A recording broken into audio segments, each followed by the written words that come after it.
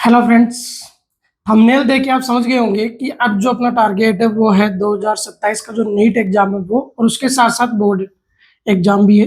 अब इसके अंदर अपन क्या करेंगे, वन शॉट की एक सीरीज चलाएंगे, क्योंकि रेप्लिका क्वेश्चंस की जो सीरीज थी री नीट 2026 के अंदर, उससे बहुत ज़्यादा अपने को फायदा हुआ है। और उसमें बहुत सारे क्वेश्चन है, 80 to 85% क्वेश्चन जो होंगे उसके कॉन्सेप्ट या डायरेक्ट क्वेश्चन भी मिले, उसका भी मैंने वीडियो बना रखा है, वहां से जाके आप चेक कर सकते हो। ठीक है।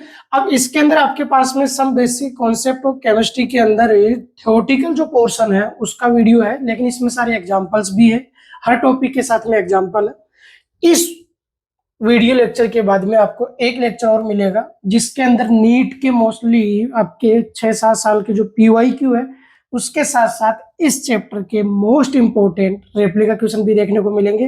तो इस चैप्टर में जितने भी आपके NCERT बेस्ड जो भी टॉपिक्स है और एडिशनल जो टॉपिक है नीट सिलेबस के अकॉर्डिंग वो सारे कवर हुए हैं, और एग्जाम्पल भी इसमें रखे गए हैं, ये आपको ध्यान रखना है। तो अब देखते हैं इसके अंदर वन बाय वन क्या है आपके पास में। तो क्या करते हैं, इसकी इंडेक्स दे रखी है कि इसमें मैंने क्या क्या आपको डिस्कस करना है आपके साथ में। तो देखिए इसमें सबसे पहले मैटर की कुछ डेफिनेशंस वाला पोर्शन है। अब यहाँ से भी क्वेश्चंस आपके पास में डायरेक्ट नहीं आता लेकिन इनडायरेक्ट आ जाता है, जैसे री नीट 2026 के अंदर सिग्निफिकेंट फिगर का क्वेश्चन आया था अभी लेटेस्ट के अंदर। तो ठीक है, इन टॉपिक्स को छोड़ नहीं सकते, अपने को करना है, इनका एप्लीकेशन पूछ सकते हैं या बाई चांस डायरेक्ट क्वेश्चन भी आ सकता है। फिर उसके बाद में आपके पास में लॉ ऑफ केमिकल ये कॉम्बिनेशन हो गया, फिर डाल्टन एटॉमिक थ्योरी, फिर डिफरेंट टाइप के मास, मतलब atomic mass, molecular mass, formula mass, equivalent mass वगैरह हो गया, ये सारी चीज अपन पढ़नी है इसके अंदर। फिर वेपर डेंसिटी हो गई, मोल की कैलकुलेशन डिफरेंट डिफरेंट मेथड से, फिर परसेंटेज कंपोजिशन हो गया, फिर एम्पिरिकल मॉलिक्यूलर फॉर्मूला हुआ, एवरेज मॉलिक्यूलर मास हो गया, फिर आपकी स्टोइकियोमेट्री और डिफरेंट जो रिलेशन है उसके क्वेश्चंस वगैरह हो गए। फिर उसी में LR रिएजेंट, वो सॉरी LR आ जाएगा आपके पास, लिमिटिंग रिएजेंट आ जाएगा, इक्विवेलेंट मास, फिर कंसंट्रेशन के जो डिफरेंट टर्म्स है दो ग्रुप में मैंने डिवाइड किया, मास डिपेंडेंट इंडिपेंडेंट, तो अब आपको फ्लो चार्ट में देखने को मिले। फिर उसके बाद में जो मिक्सचर है उसके कॉन्सेंट्रेशन वगैरह वगैरह, और ये डिफरेंट कॉन्सेंट्रेशन के टर्म्स के बीच में जो रिलेशंस है। जो इंडिकेटर्स वाला जो पार्ट है आपके, टाइट्रेशन वाला जो पार्ट है वो आपका किसमें नॉर्मली किसमें रहता है, JEE मेंस एडवांस में, तो उसका अलग से वीडियो आपको मिलेगा। तो देखिए यहाँ से सबसे पहले शुरुआत करते हैं, ये रहा आपके पास मैटर। तो मैटर की डेफिनेशन की बात करते हैं, तो देखो मैटर क्या होता है, कुछ भी हो सकता है, जैसे ये मेरे पास में पेन है, ये भी क्या मैटर है। कंडीशन क्या है कि वो क्या होना चाहिए, उसमें कुछ ना कुछ मास होना चाहिए, और उसको किसी भी जगह रख रहे हो तो क्या होना चाहिए, वॉल्यूम ऑक्यूपाई होना। जैसे मैंने इस पे रखा तो मेरे हाथ का कुछ पार्ट क्या कर रहा है, ऑक्यूपाई कर रहा है। ठीक है, तो आपके पास में ये इसकी सिंपल सी डेफिनेशन होगी। फिर इसके दो क्लासिफिकेशन है, केमिकल सॉरी फिजिकल और केमिकल। फिजिकल में तो सॉलिड लिक्विड गैस से आप पढ़ते हुए आ रहे हैं कि फोर्स, इंट्रामोलिकुलर फोर्स हो गया आपके पास में, रेगुलर ज्योमेट्री वगैरह हो गया, वो सारी चीजें बेसिक इसके अंदर है। दूसरा आपके पास केमिकल क्लासिफिकेशन के अंदर आपके पास में दो पोर्शन हो गया कि इसके अंदर आपके पास मिक्सचर है और प्योर सब्सटेंस है। इन दोनों में क्या डिफरेंस है, इनमें सिंपल सा डिफरेंस है कि कंपोनेंट हमेशा एक से ज्यादा होंगे, दोनों में कंपोनेंट एक से ज्यादा है, लेकिन एक जगह दोनों कंपोनेंट का रेशियो क्या होगा, फिक्स होगा, और एक जगह आपके पास में वेरिएबल होगा, मतलब किसी भी रेशियो में आप ले सकते हैं। जब आप किसी भी रेशियो में अगर मिक्स कर सकते हो तो वो कौन सा हो जाएगा, मिक्सचर, और अगर आप फिक्स रेशियो के साथ जाते हो तो वो कौन सा हो जाएगा, प्योर सब्सटेंस। ठीक है। फिर मिक्सचर के दो पार्ट, हेट्रोजीनियस, दूसरा है आपका होमोजीनियस। जैसे हेट्रोजीनियस के अंदर क्या कर सकते हैं अपन, हेट्रोजीनियस में ले सकते हैं सोइल प्लस वाटर। अब ये जो कंपोनेंट है पूरा का पूरा मिक्स नहीं होगा, आपके पास सोल्यूट पार्टिकल अलग दिखेगा और दूसरा वाटर कंटेंट आपको साफ साफ क्लियर क्लियर दिखेगा। इसके अंदर क्या ले सकते हो आप, शुगर सॉल्यूशन।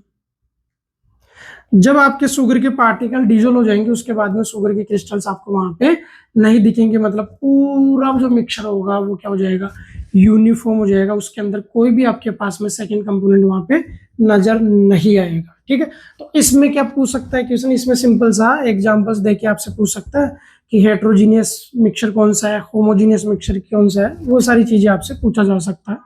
फिर इसके बाद में आपके पास में प्रॉपर्टी ऑफ मैटर। तो देखिए मैटर की चार प्रॉपर्टी, कौन कौन से, फिजिकल प्रॉपर्टी। फिजिकल प्रॉपर्टी के अंदर आपको किसी भी टाइप का कोई केमिकल टेस्ट, ये आपके पास में केमिकल रिएक्शन नहीं करानी। जैसे मैं बात करूं कलर, कि मैं अभी किस कलर से लिख रहा हूं, मैं व्हाइट से लिख रहा हूं, आपको कोई केमिकल टेस्ट करने की जरूरत नहीं है, कोई केमिकल चेंज करने की जरूरत नहीं है। जैसे मैंने लिखा कि ये आपके पास में है ऑब्जेक्ट, ठीक है। अब ये आपके पास में सॉलिड होगा, लिक्विड होगा, तो आपको साफ साफ दिख रहा है इसके अंदर आपको कोई केमिकल टेस्ट करने की रिक्वायरमेंट नहीं है। तो ऐसी प्रॉपर्टी जो विदाउट केमिकल चेंज या केमिकल रिएक्शंस के एक्सप्लेन हो रही है तो वो जाएगी फिजिकल प्रॉपर्टी। फिर बात करते हैं केमिकल प्रॉपर्टी। केमिकल प्रॉपर्टी के अंदर क्या होगा कि वो प्रॉपर्टी जो केमिकल रिएक्शन के थ्रू या किसी केमिकल चेंज के थ्रू आपको पता चलेगी। जैसे एग्जांपल देखो, ब्लड जो है वो आपका रेड कलर का है, ये आपको सबको पता दिख, आप जैसे कट मारोगे तो पता भी चल जाएगा कि रेड कलर। लेकिन इस ब्लड के अंदर कितना HB है वो कैसे पता करोगे? वो केमिकल टेस्ट या फिर आप लैब के अंदर जाके उसका टेस्ट कराओगे तो आपको पता चलेगा कि पर 100 ml कितना हीमोग्लोबिन है, तो वो क्या आ जाएगी आपकी केमिकल प्रॉपर्टी के अंदर आ जाएगी। और उसके बाद में जैसे केमिकल चेंज कराओगे तो वो जो आपका ब्लड सैंपल जो आपने लिया था वो लगभग खत्म सा हो जाएगा, उसमें चेंजेस आ जाएंगे आपके पास में। ठीक है। फिर आपके पास में एक्सटेंसिव प्रॉपर्टी। एक्सटेंसिव प्रॉपर्टी का मतलब एक्सेस को, जैसे मैं इसको याद कर रखा है एक्सेस। अब एक्सेस का मतलब क्या हो गया? ज्यादा अमाउंट, ज्यादा मात्रा अपने पास में हो। तो एक्सेस अमाउंट के अंदर अगर आपके पास में है, ये इसको याद करने का तरीका है कि एक्सेस मतलब एक्सटेंसिव, मतलब ऐसी प्रॉपर्टी जो किस पे डिपेंड करती है? मास पे, अमाउंट ऑफ मैटर पे अगर डिपेंड कर रही है, वो सारी प्रॉपर्टी किस में जाएगी? एक्सटेंसिव। लास्ट में कौन सी बची? इंटेंसिव। जो वो किस पे होगी? वो जस्ट उल्टा है किसका? एक्सटेंसिव का। मतलब ऐसी प्रॉपर्टी जो मास पे डिपेंड नहीं करती वो किस में जाएगी? इंटेंसिव में। ठीक है जी। एग्जांपल्स अगर देखें तो इसमें जैसे एग्जांपल हो गया मास हो गया, वॉल्यूम हो गया, एनर्जी वगैरह हो गया, ये सारे किस में जाएंगे? आपके एक्सटेंसिव में। इंटेंसिव में कौन कौन जा सकता है? जैसे डेंसिटी हो गई, रिफ्रैक्टिव इंडेक्स हो गया।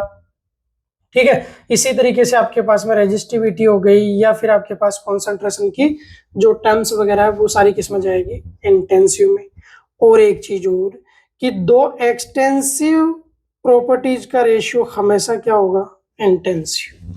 दो एक्सटेंसिव प्रॉपर्टी का रेशियो हमेशा इंटेंसिव होगा। जैसे एग्जांपल डेंसिटी, जैसे एग्जांपल क्या ले सकते हैं यहाँ पे? डेंसिटी। तो डेंसिटी में क्या होगा? Mass upon volume. तो मास भी क्या होगा आपका? एक्सटेंसिव। वॉल्यूम भी क्या? एक्सटेंसिव। लेकिन जो डेंसिटी वो क्या है?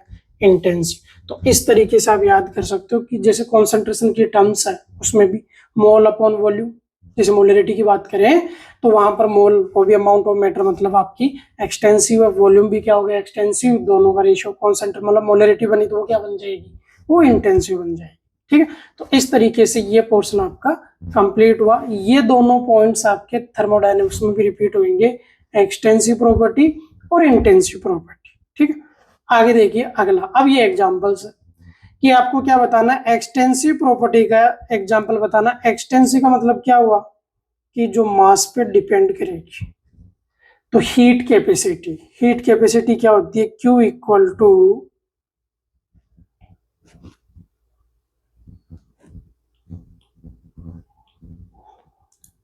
C equal to Q upon delta T। ठीक है। ये हीट कैपेसिटी है। तो अब आपके पास में कि 1 डिग्री सेल्सियस पर केल्विन टेम्परेचर अगर आपको चेंज करना है गिवन अमाउंट का, वहां फिक्स नहीं है, जितनी अमाउंट दे रखी है उसके लिए क्या हो जाएगा आपके पास में? वो जो अमाउंट चाहिएगी एनर्जी की, जो हीट वगैरह आपके पास में चाहिएगा तो उसी को क्या बोलते हैं? Heat capacity. तो यहाँ तो गिवन अमाउंट, जितनी अमाउंट ज्यादा होगी उतनी सी ज्यादा हो जाएगी आपके पास में। तो इस तरीके से क्या होगी? ये मास पे डिपेंड करेगी। तो ये हो गई आपकी extensive property. Density mass upon volume ratio है, तो ये क्या हो जाएगा? इंटेंसिव। विस्कोसिटी ये भी आपके पास में क्या होगी? पर के अंदर आएगी, पर ml पर लीटर, इस तरीके से। तो ये भी क्या हो जाएगी आपकी? इंटेंसिव। रिफ्रैक्टिव इंडेक्स ये भी पर यूनिट पे जाता है, तो ये भी क्या हो गई आपकी? इंटेंसिव। तो इस तरीके से हीट कैपेसिटी क्या हो जाएगा? इस क्वेश्चन का सही जवाब हो जाएगा क्वेश्चन नंबर 1 का। आगे देखिए अगला जो क्वेश्चन है उसमें क्या पूछा आपसे? आपसे पूछा इंटेंसिव प्रॉपर्टी मतलब ऐसी प्रॉपर्टी जो मास पे डिपेंड नहीं करती है, उसको अपने को आइडेंटिफाई करना है। तो देखो सरफेस टेंशन पर यूनिट पे जाता है, एफ अपॉन एल। एनर्जी ये मास होगी, वॉल्यूम मास डिपेंडेंट है। एनर्जी किसी भी टाइप की जो एनर्जी होगी वो भी किस में जाएगी? मास डिपेंडेंट है, मतलब एक्सटेंसिव। तो ये कैंसिल, तो बचा कौन सा?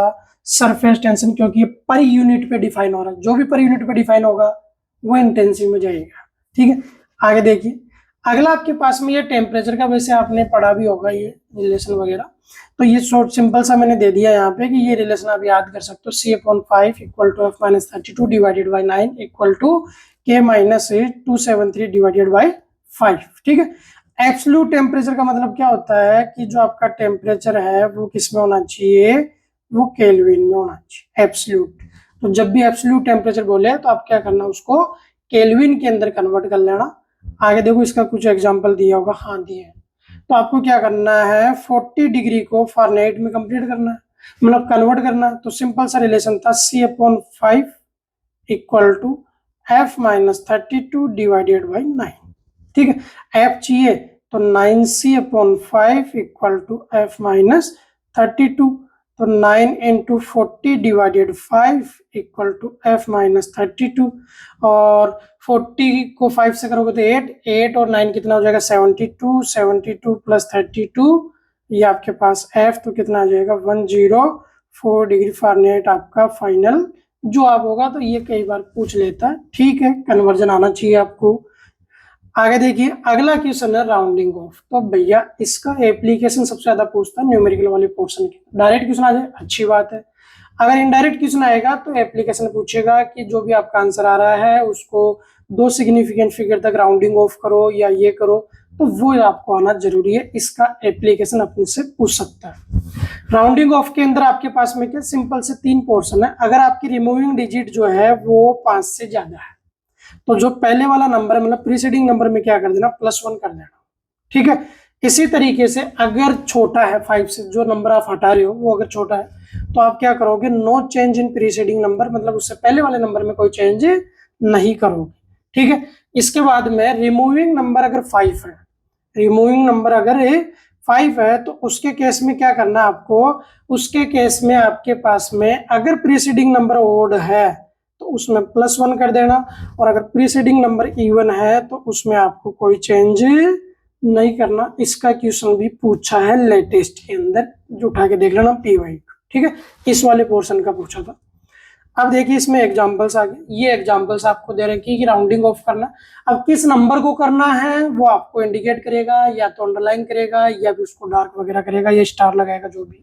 अभी अपने को जो राउंडिंग ऑफ करना, किस नंबर को मतलब हटाना, अपने को 7 को उठाना। अब 7 देखो आपका 5 से ज्यादा है, तो 5 से ज्यादा तो आप क्या करोगे, जो उससे पहले वाला नंबर है, पहले वाला नंबर कौन है 5, इसके अंदर क्या कर दो +1 करके लिख दो, तो इसका जवाब हो जाएगा 20.26। ठीक है जी, इसके बाद में नेक्स्ट पे चलिए। अगला जो रिमूविंग नंबर है वो 3 है, ये <5 है। <5 के केस में जो प्रीसीडिंग नंबर है, इसका मतलब उससे पहले वाला जो नंबर है 5, उसमें कोई चेंज नहीं करेंगे, 3 को उठा के डायरेक्ट लिख देंगे, इसका जवाब होगा 125.3। ठीक है, इसके बाद में नेक्स्ट देखिए अगला जो है वो आपका रिमूविंग नंबर एग्जैक्ट 5 है। तो 5 के केस में क्या करना है, प्रीसीडिंग नंबर को चेक करना है कि ओड है या इवन है।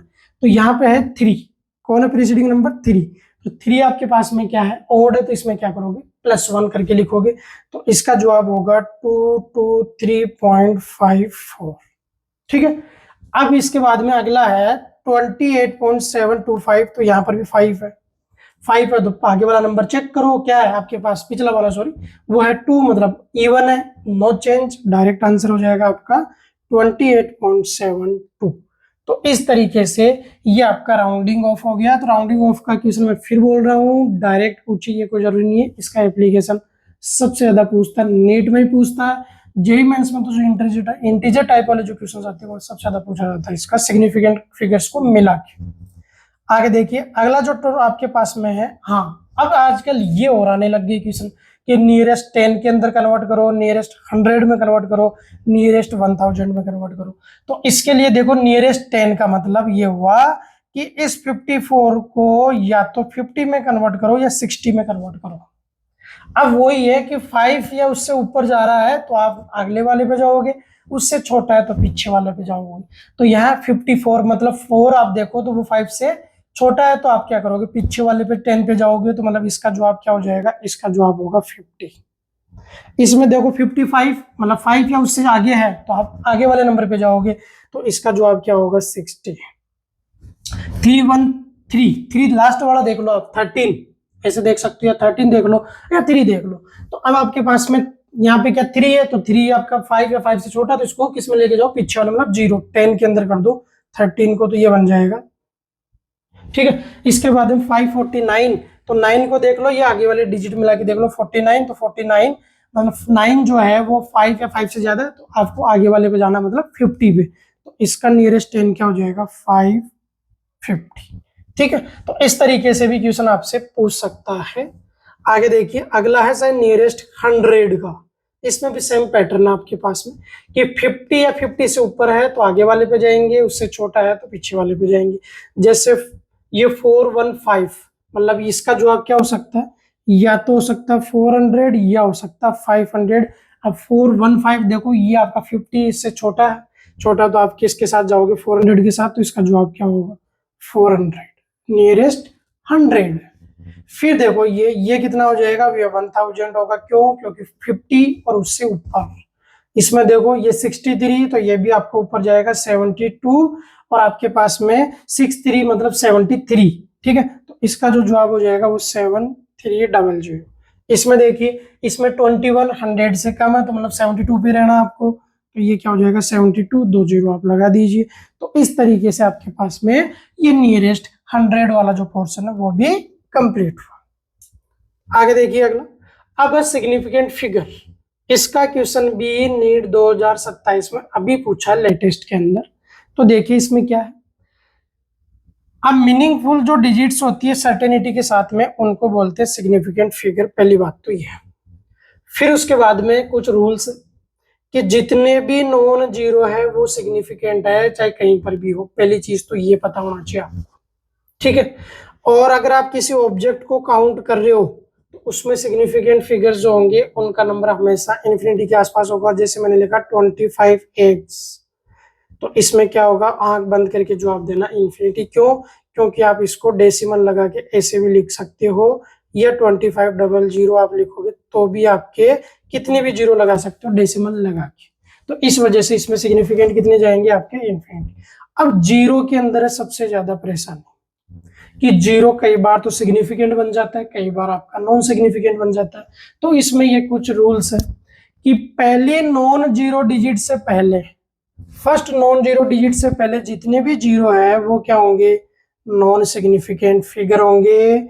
लेकिन कंडीशन आपके पास में है कि उसमें डेसिमल आपके पास में मतलब 1 से छोटी वैल्यू होगी तो वो कंसिडर होगी। इसके बाद में zero between two non zero significant जाएगा ऑलवेज।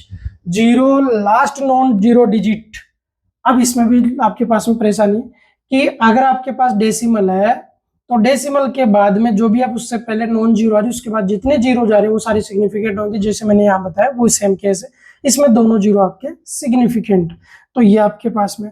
फिर अगर आपके पास में विदाउट डेसिमल है तो वो क्या हो जाएगा आपका नॉन सिग्निफिकेंट। ठीक है, तो आपका ये नॉन सिग्निफिकेंट हो जाएगा। जैसे एग्जाम्पल से समझते हैं इसको, आपने लिखा 100, अब लास्ट नॉन जीरो हो गया 1, लेकिन इसमें डेसिमल नहीं है। अब डेसिमल नहीं है तो ये वाले जो जीरो है ये क्या हो गया, नॉन सिग्निफिकेंट। तो इसमें सिग्निफिकेंट फिगर कितना होगा, सिर्फ एक ही होगा, नॉन जीरो सारे जाएंगे इसमें। फिर मैंने इसी नंबर को लिख दिया ऐसे, तो अब इस 1 के बाद में क्योंकि डेसिमल है तो 1 के बाद के जितने जीरो है वो सारे क्या है, सिग्निफिकेंट। तो इसमें सिग्निफिकेंट फिगर कितने हो जाएंगे, 4। फिर एक नंबर मैंने लिखा 1 से कम मतलब 0.025।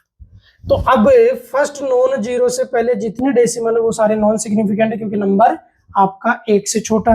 तो ये जो तीनों जीरो है ये क्या है, नॉन सिग्निफिकेंट फिगर। तो इसमें टोटल कितने हो गए सिग्निफिकेंट फिगर, हो गए आपके 2। ठीक है, तो इस तरीके से आपके पास में ये जीरो का कमाल है कि कभी सिग्निफिकेंट कभी नॉन सिग्निफिकेंट। अब इसके एग्जांपल्स देखो, यहाँ पर आपको क्या करना, जो भी नंबर दे रखा है उसमें सिग्निफिकेंट फिगर बताना। तो देखो इसमें तो सारे नॉन जीरो है तो आपका जवाब हो जाएगा 3। अब इसमें देखिए ये 1 से कम है तो फर्स्ट नॉन जीरो से पहले जितने भी जीरो है मतलब कौन से, ये दोनों, ये क्या है, ये नॉन सिग्निफिकेंट है। ठीक है, और अब ये जो लास्ट वाला होगा क्योंकि डेसिमल है तो ये सिग्निफिकेंट होगा। तो इस तरीके से आपके पास में टोटल सिग्निफिकेंट फिगर कितने हो गए इसमें, 3। इसमें भी देखो ये 2 जीरो तो हो गए बिटवीन नॉन जीरो, तो ये तो सिग्निफिकेंट है, और डेसिमल होने की वजह से लास्ट वाला जीरो भी क्या हो गया, सिग्निफिकेंट। तो इसमें टोटल कितने हो गए, 5। लास्ट में देखो इसके अंदर आपके पास में जीरो नहीं, वो सॉरी डेसिमल नहीं है, तो लास्ट नॉन जीरो के बाद में जितने भी आपके पास में जा रहे हैं वो क्या हो जाएंगे, नॉन सिग्निफिकेंट। मतलब ये क्या है, दोनों जीरो, नॉन सिग्निफिकेंट फिगर। तो इसमें सिग्निफिकेंट नंबर सिर्फ कौन है, एक ही है, 1। 89 एक्स काउंटिंग हो गई, तो आंख बंद करके आप इन्फिनिटी लिख दोगे, क्योंकि इसमें डेसिमल लगा के आप इसको मॉडिफाई कर सकते हो। तो अब जो कॉम्बिनेशन बनाते हैं एग्जामिनर, वो क्या करते हैं, सिग्निफिकेंट फिगर के साथ में राउंडिंग ऑफ का क्वेश्चन बना देते हैं कि गिवन नंबर को आप राउंडिंग ऑफ करो 3 सिग्निफिकेंट फिगर के क्राइटेरिया के अंदर। ठीक है, तो इस तरह के क्वेश्चंस भी आपको देखने को मिल सकते हैं। जैसे आपके पास में है, ये दे दिया देखो कि राउंडिंग ऑफ सिग्निफिकेंट फिगर, जैसे 12 है तो 12 को क्या करोगे, 1 सिग्निफिकेंट में तो आप 10 कर दोगे, ये। अब इसमें डेसिमल तो है नहीं, तो 1 वाला, इसको कितने में करना है, 3 के अंदर करना है, तो राउंडिंग ऑफ आप देख लीजिए, आप 4 को करोगे तो 4 आपके पास में क्या 5 से कम है, तो ये क्या हो जाएगा आपके पास 340। तो जीरो क्या हो जाएगा, विदाउट डेसिमल रखना, तो जीरो नॉन सिग्निफिकेंट होगा। इसमें देखो ये क्या होगा, 110। ठीक है, इसी तरीके से ये 3 में जाना चाहिए, तो ये आपके पास में राउंडिंग ऑफ करोगे, तो राउंडिंग ऑफ करोगे तो 8 क्या 5 से ज्यादा, 5 से ज्यादा, तो आप क्या कर दोगे यहाँ पे, और 3 सिग्निफिकेंट फिगर के अंदर जाना, ये ध्यान रखना। तो 1 4 इसको उठाओगे तो ये क्या होगा, 9 होगा, 9 होगा, तो इसमें क्या कर दोगे आप 1, ये आपका 4, ये आपका 9, ये 0। तो आपके पास में क्या हो गया, इस तरीके से ये 3 सिग्निफिकेंट फिगर के अंदर कन्वर्ट हो गया, 1 4 9, तीनों क्या हो जाएंगे सिग्निफिकेंट, और 0 आपका नॉन सिग्निफिकेंट। 58 को किस में कन्वर्ट कर दो, 8 को उठाएंगे तो 8 5 से तो 60। इसी तरीके से 99 एक में, तो ये क्या हो जाएगा 100। तो ये आपके पास में इस तरह के जो क्वेश्चन है, ये सबसे ज्यादा इंपॉर्टेंट है, ये आपको एज एप्लीकेशन पूछ सकता है कि ये आपका आंसर, इसको 2 सिग्निफिकेंट फिगर में कन्वर्ट करो, या 10 के अंदर करो, या 100 में करो। तो ये सारी चीजें आपको आनी चाहिए, छोड़ नहीं सकते आप, ये ध्यान रखना। इसके बाद में देखिए आगे कि सिग्निफिकेंट फिगर के फॉर्म के अंदर आपको क्या करना है, एडिशन करना, माइनस करना, मल्टीप्लाई करना, डिवाइड करना। तो वो जब आप एडिशन या सब्ट्रैक्शन करोगे तो उस केस में क्या करना है, आपको डेसिमल के बाद में मिनिमम सिग्निफिकेंट फिगर देखना है राउंडिंग ऑफ करते हुए। जैसे आपके पास में ये है, इसको अगर आपने देखा तो इसमें डेसिमल के बाद में 1 सिग्निफिकेंट फिगर, इसमें डेसिमल है तो 0 भी काउंट होगा, तो इसमें कितने हैं 2। तो आपके जवाब में होना चाहिए मिनिमम आफ्टर द डेसिमल, तो 1 सिग्निफिकेंट फिगर आपका आंसर में होना चाहिए डेसिमल के बाद।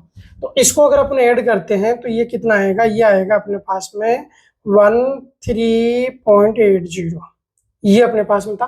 तो इसका एग्जैक्ट आंसर जो हो जाएगा वो क्या हो जाएगा, आपको डेसिमल के बाद में एक ही सिग्निफिकेंट, तो ये कितना हो जाएगा, राउंडिंग ऑफ करोगे तो 8 क्या हो जाएगा आपके पास में, 0 को हटा रहे हो तो 0 से कोई लेना देना, तो ये आपके पास 13.8 आपका क्या हो जाएगा, फाइनल आंसर हो जाएगा इस क्वेश्चन का। ठीक है, इसी तरीके से इसमें देखो, यहां से अगर माइनस करोगे तो आपके पास में क्या बचेगा, इधर तो बच जाएगा 40 मतलब 40, और इधर की तरफ बचेगा 16।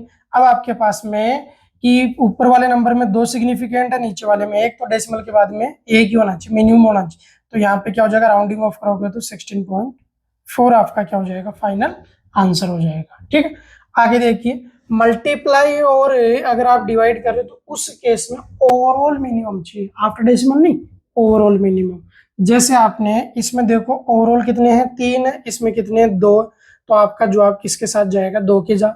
इसको अगर आप मल्टीप्लाई करोगे तो क्या जवाब होगा, 25 से मल्टीप्लाई कर लेते हो तो ये 75, फिर आपके पास में कितना हो गया, ये 25 हो जाएगा, और डेसिमल लगा लो कितने पे, 2 पे जाएगा, 2 पे डेसिमल। अब आपके पास में इसमें देखिए ओवरऑल आपको कितने सिग्निफिकेंट चाहिए, 2 ही चाहिए, तो 2 ही चाहिए, तो इसको राउंडिंग ऑफ भी करना है।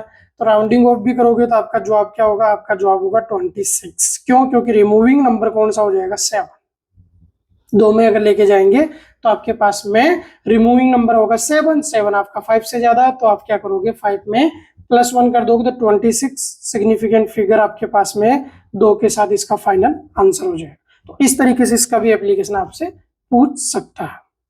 आगे देखिए, अब आपके पास में केमिकल लॉ जो आपके पास में है, combination law of chemical combination जो है, इसके अंदर आपके पास में टोटल 6 लॉ। क्या क्या करना है इसमें, एक तो साइंटिस्ट का नाम ध्यान रखना, कई बार डायरेक्ट पूछ लेता है कि कौन सा लॉ किसने दिया था। तो सबसे पहले है मास कंजर्वेशन हो गया। दूसरा डेफिनेट प्रोपोर्शन या कांस्टेंट कंपोजिशन भी बोलते हैं इसको, कांस्टेंट कंपोजिशन। ठीक है, कांस्टेंट कंपोजिशन ये किसने दिया था? प्राउस्ट ने दिया था। फिर उसके बाद में लॉ ऑफ मल्टीपल प्रोपोर्शन ये आपके डाल्टन ने दिया था। लॉ ऑफ रेसिप्रोकल ये आपके पास में रिचर ने दिया था। गैलुसेक खुद नाम में ही है और एवोगैड्रो खुद नाम में आपके पास में है। इन दोनों लॉ के अंदर क्या ध्यान रखना आपके पास में कि ये जो लॉ है ये किस पे अप्लाई नहीं होता? न्यूक्लियर रिएक्शन के अंदर मास कंजर्वेशन नहीं होता। दूसरा आपके पास में जो डेफिनेट प्रोपोर्शन है वो आइसोटोप्स पे अप्लाई नहीं होता, जैसे H2O एंड D2O। ठीक है, यहां पर आपके पास में H2O D2O के अंदर ये जो कांस्टेंट कंपोजिशन होगा मास की फॉर्म के अंदर वेट बाय वेट, तो वो क्या हो जाएगा आपका? डिफरेंट हो, क्योंकि D2O के अंदर आपके पास में अगर अपन बात करेंगे तो वहां पे 2 रहेगा। D का जो मोलर मास कंसिडर करते हैं 2 ग्राम पर मोल, तो इस वजह से ये किस पे अप्लाई नहीं होगा? ये अप्लाई नहीं होगा आइसोटोप्स के केस में। मल्टीपल प्रोपोर्शन के अंदर क्या करना है? मल्टीपल प्रोपोर्शन में आपके पास में इसमें एक से ज्यादा एलिमेंट्स होने चाहिए कम से कम, जैसे कार्बन और ऑक्सीजन, और ये दोनों मिलके एक से ज्यादा कंपाउंड बनाने चाहिए। कैसे? जैसे CO and CO।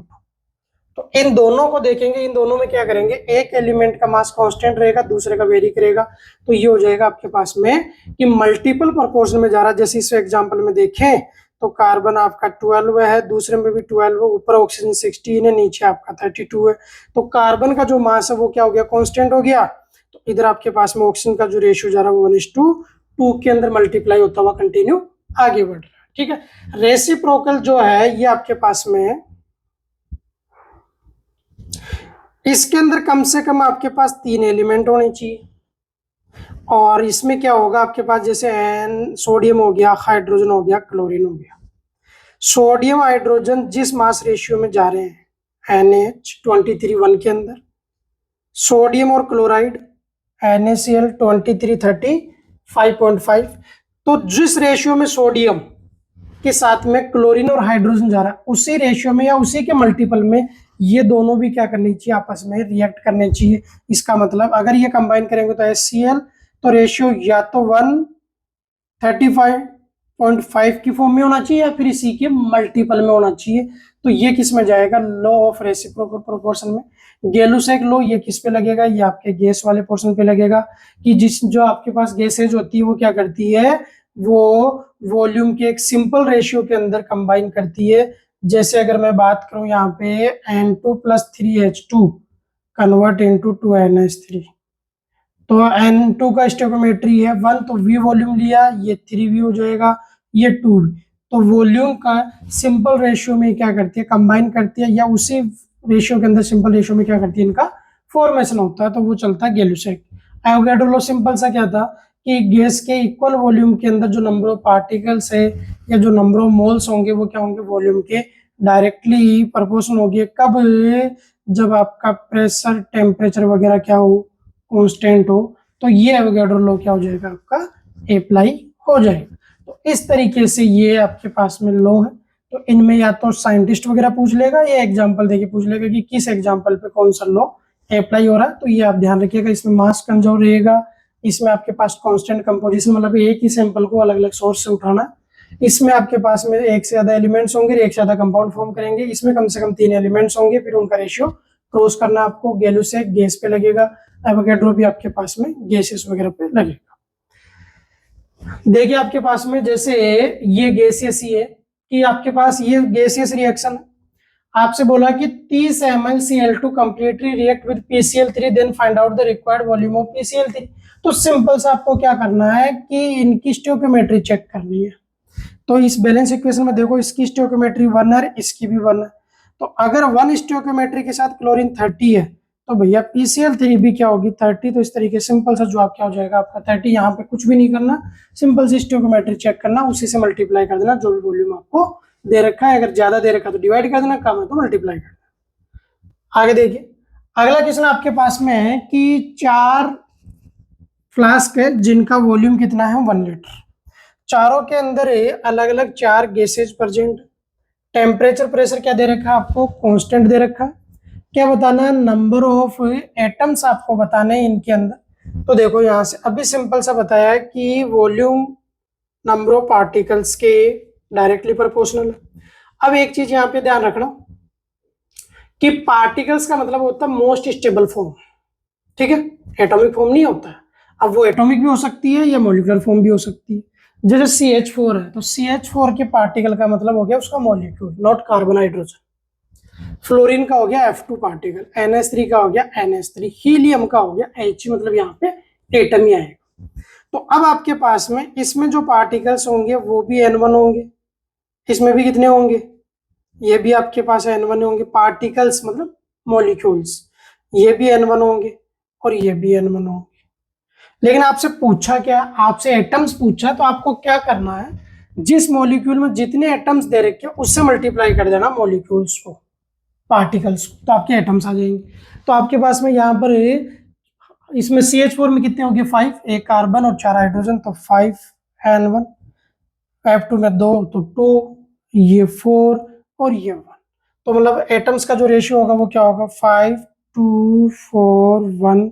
Option C is a correct answer for question number 11। ठीक है, तो इस तरीके से विदाउट मोल के भी आपसे डायरेक्ट पूछ सकता है, इसे करना आना चाहिए आपको। अब आगे देखिए Dalton atomic theory. Dalton atomic जो थ्योरी है,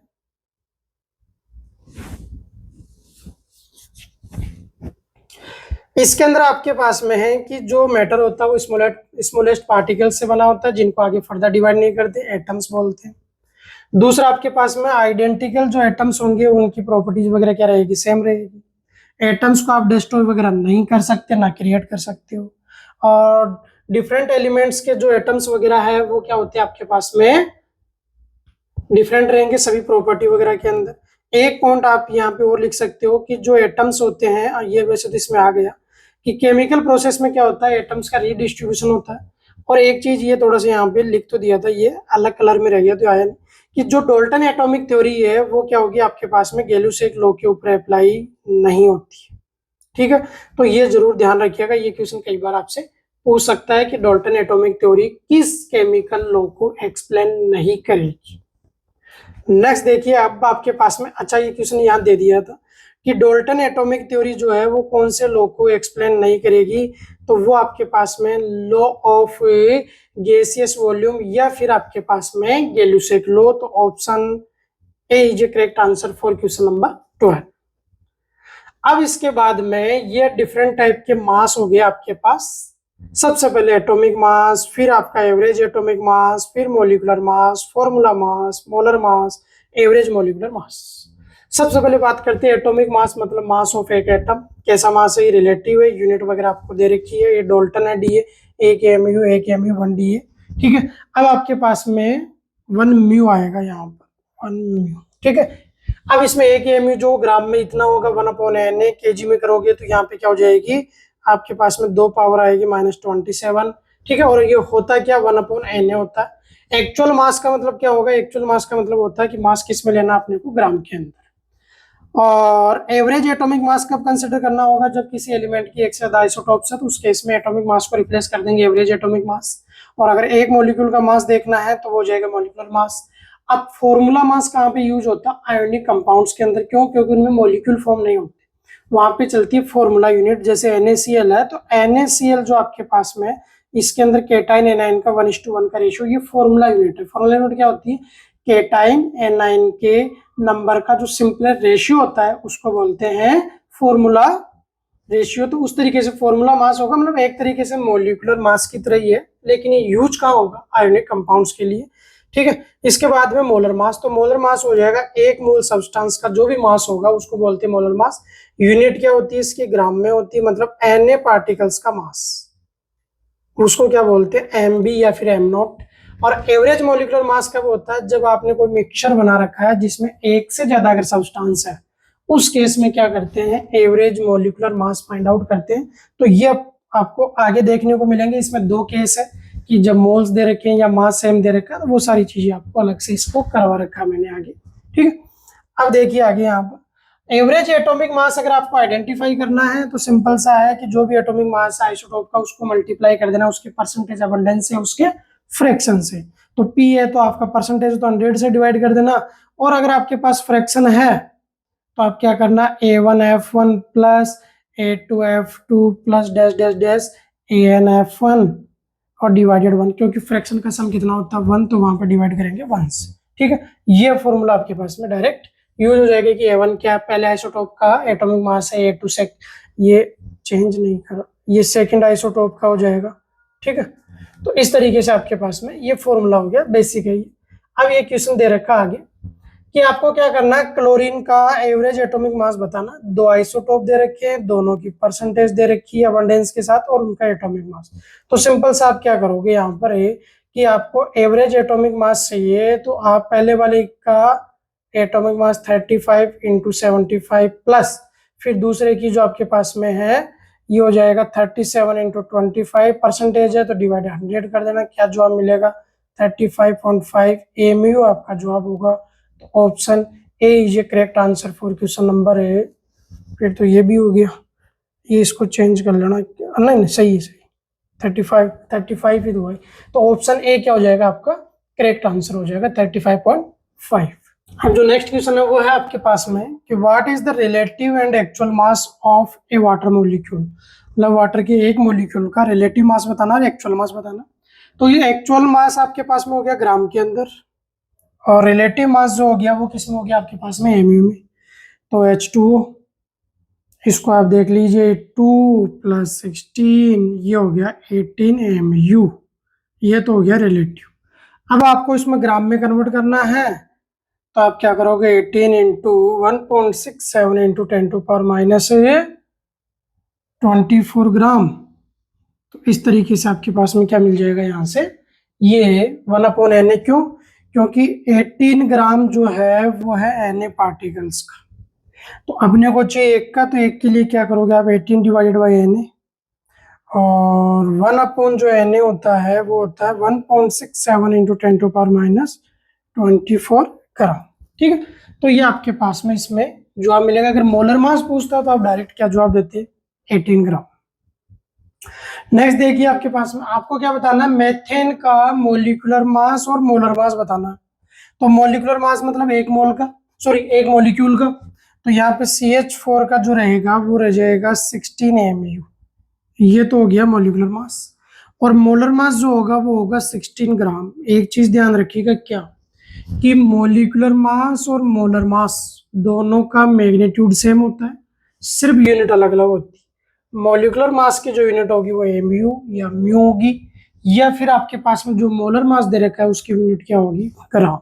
तो इस तरीके से आपके पास है मेथेन जो है उसका मोलिकुलर मास होगा 16 MU और मोलर मास जो होगा वो हो जाएगा 16 ग्राम।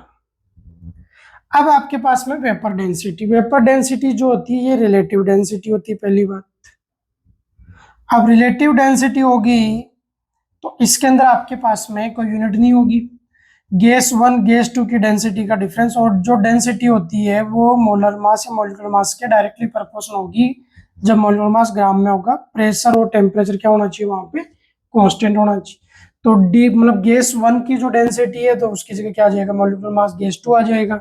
और जो नीचे वाली गैस होती है वो रिलेटिव गैस होती है। ठीक है, तो आपके पास में अगर कुछ भी नहीं दे रखा रिलेटिव गैस के बारे में, तो आप रिलेटिव गैस किसको एज्यूम करोगे, H2 को। तो H2 का जो मोलर मास रहेगा वो आपके पास में 2, तो जनरली फॉर्मूला क्या लिख देते हैं अपन, Mb या M गैस डिवाइडेड बाई 2। तो अगर आपसे पूछे कि कोई गैस रिलेटिव हाइड्रोजन के अलावा कुछ दे रखा है दूसरा जैसे O2, तो आप डिवाइड बाय 32 कर दोगे, उसके अकॉर्डिंग ही चलता जाएगा। तो गैस 2 क्या हो गया, मॉलिक्यूलर मास गैस 2, और ये आपके पास में 1 जो होगी वो क्या होगी, रिलेटिव गैस होगी। अगर कुछ भी नहीं दे रखा है तो हाइड्रोजन मानना है, दे रखा है तो उसी का आपको यूज करना है।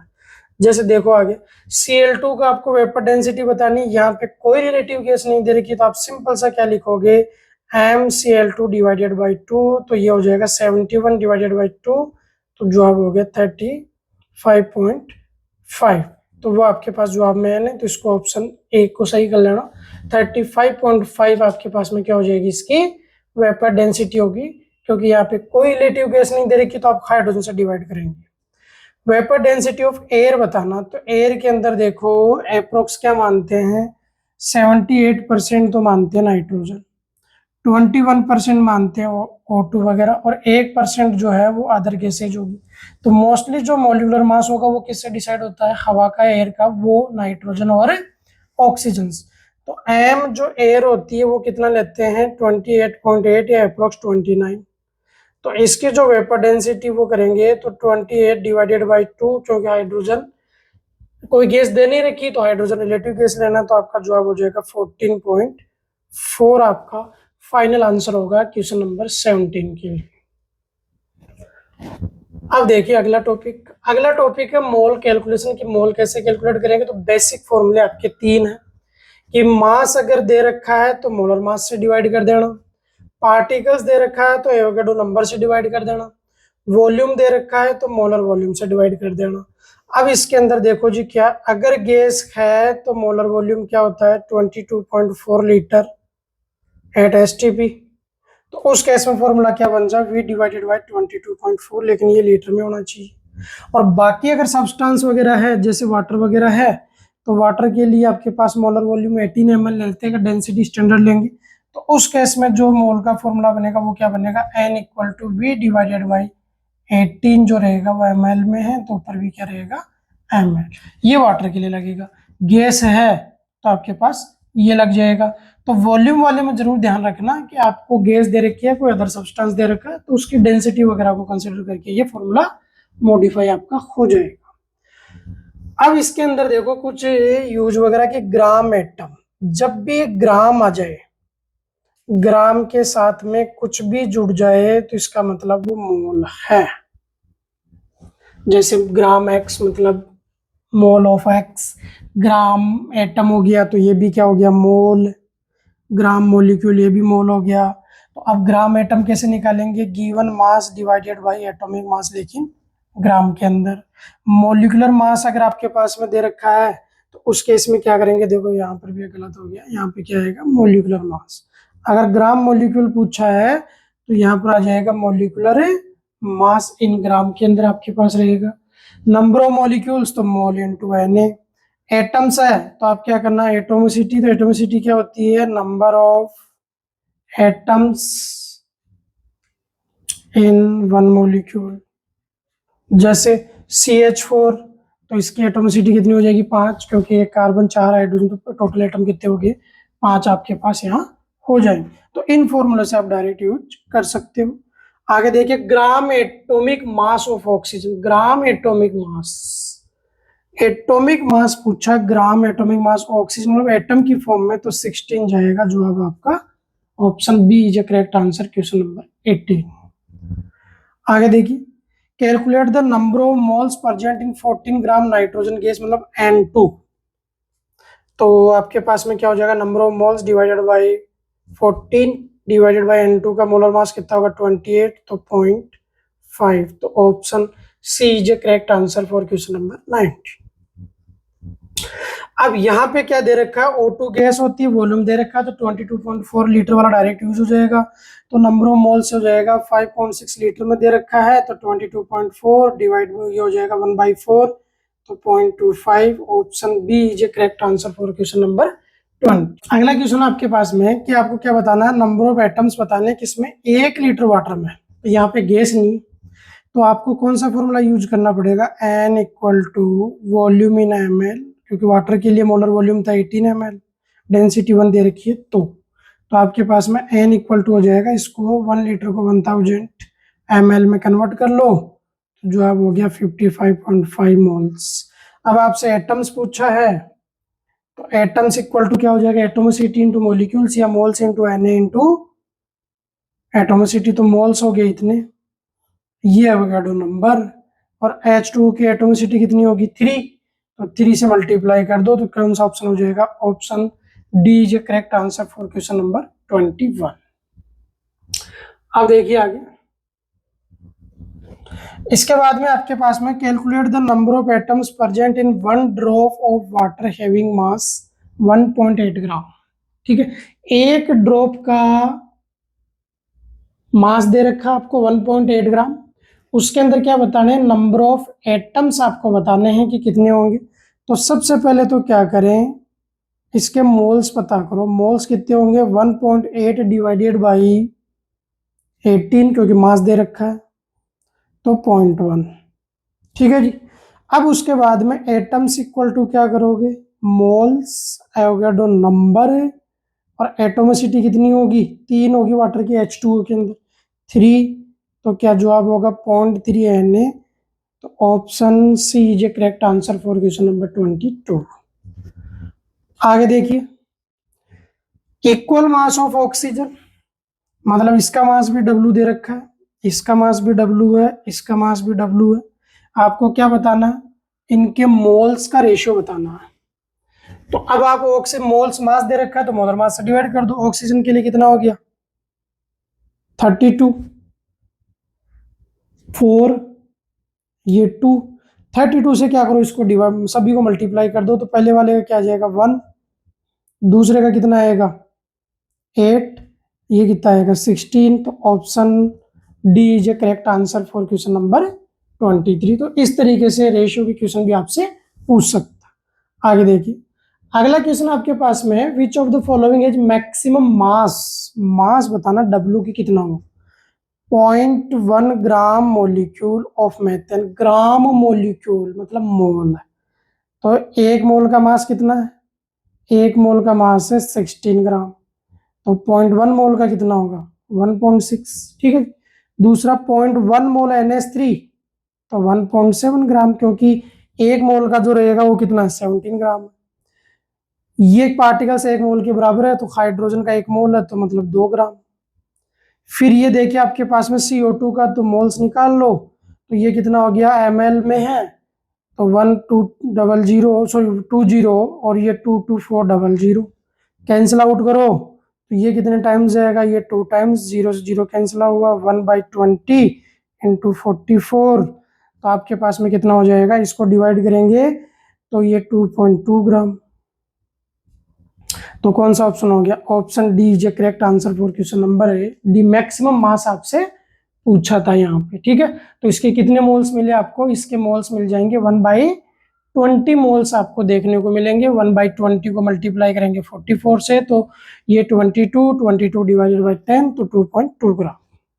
आगे देखिए, अब आपके पास में परसेंटेज कंपोजिशन, तो किसी भी एलिमेंट का अगर परसेंटेज फाइंड आउट करना तो क्या करना, उस एलिमेंट का मास ले लेना जो भी उसमें दे रखा है उस कंपाउंड में, और उसके मोलर मास से डिवाइड कर देना। जैसे एग्जांपल आपके पास कि आपको मेथेन के अंदर कार्बन का परसेंटेज बताना है, तो कार्बन कितना है WC 12 ग्राम, और इसका जो MB है वो कितना होगा 16 ग्राम। तो परसेंटेज C इक्वल टू क्या लिखोगे, WC डिवाइडेड बाई MB। तो ये आपके पास 12 डिवाइडेड, और परसेंटेज पूछा था 100 से मल्टीप्लाई कर लेना, 16 इंटू 100 तो कितना आ गया आपके पास 75% क्या होगा कार्बन होगा मेथेन के अंदर। तो इस तरीके से आपका परसेंटेज कंपोजिशन, क्योंकि ये एम्पिरिकल फॉर्मूले वगैरह के अंदर यूज होता है तो आपको पता होना चाहिए। अब बात हो रही है एम्पिरिकल फॉर्मूला और मॉलिक्यूलर फॉर्मूला। तो किसी भी जो भी आपके पास में कंपाउंड दे रखा है उसमें जो डिफरेंट एलिमेंट्स है उन एलिमेंट्स का सिंपलेस्ट रेशियो जो होगा वो होता है एम्पिरिकल फॉर्मूला।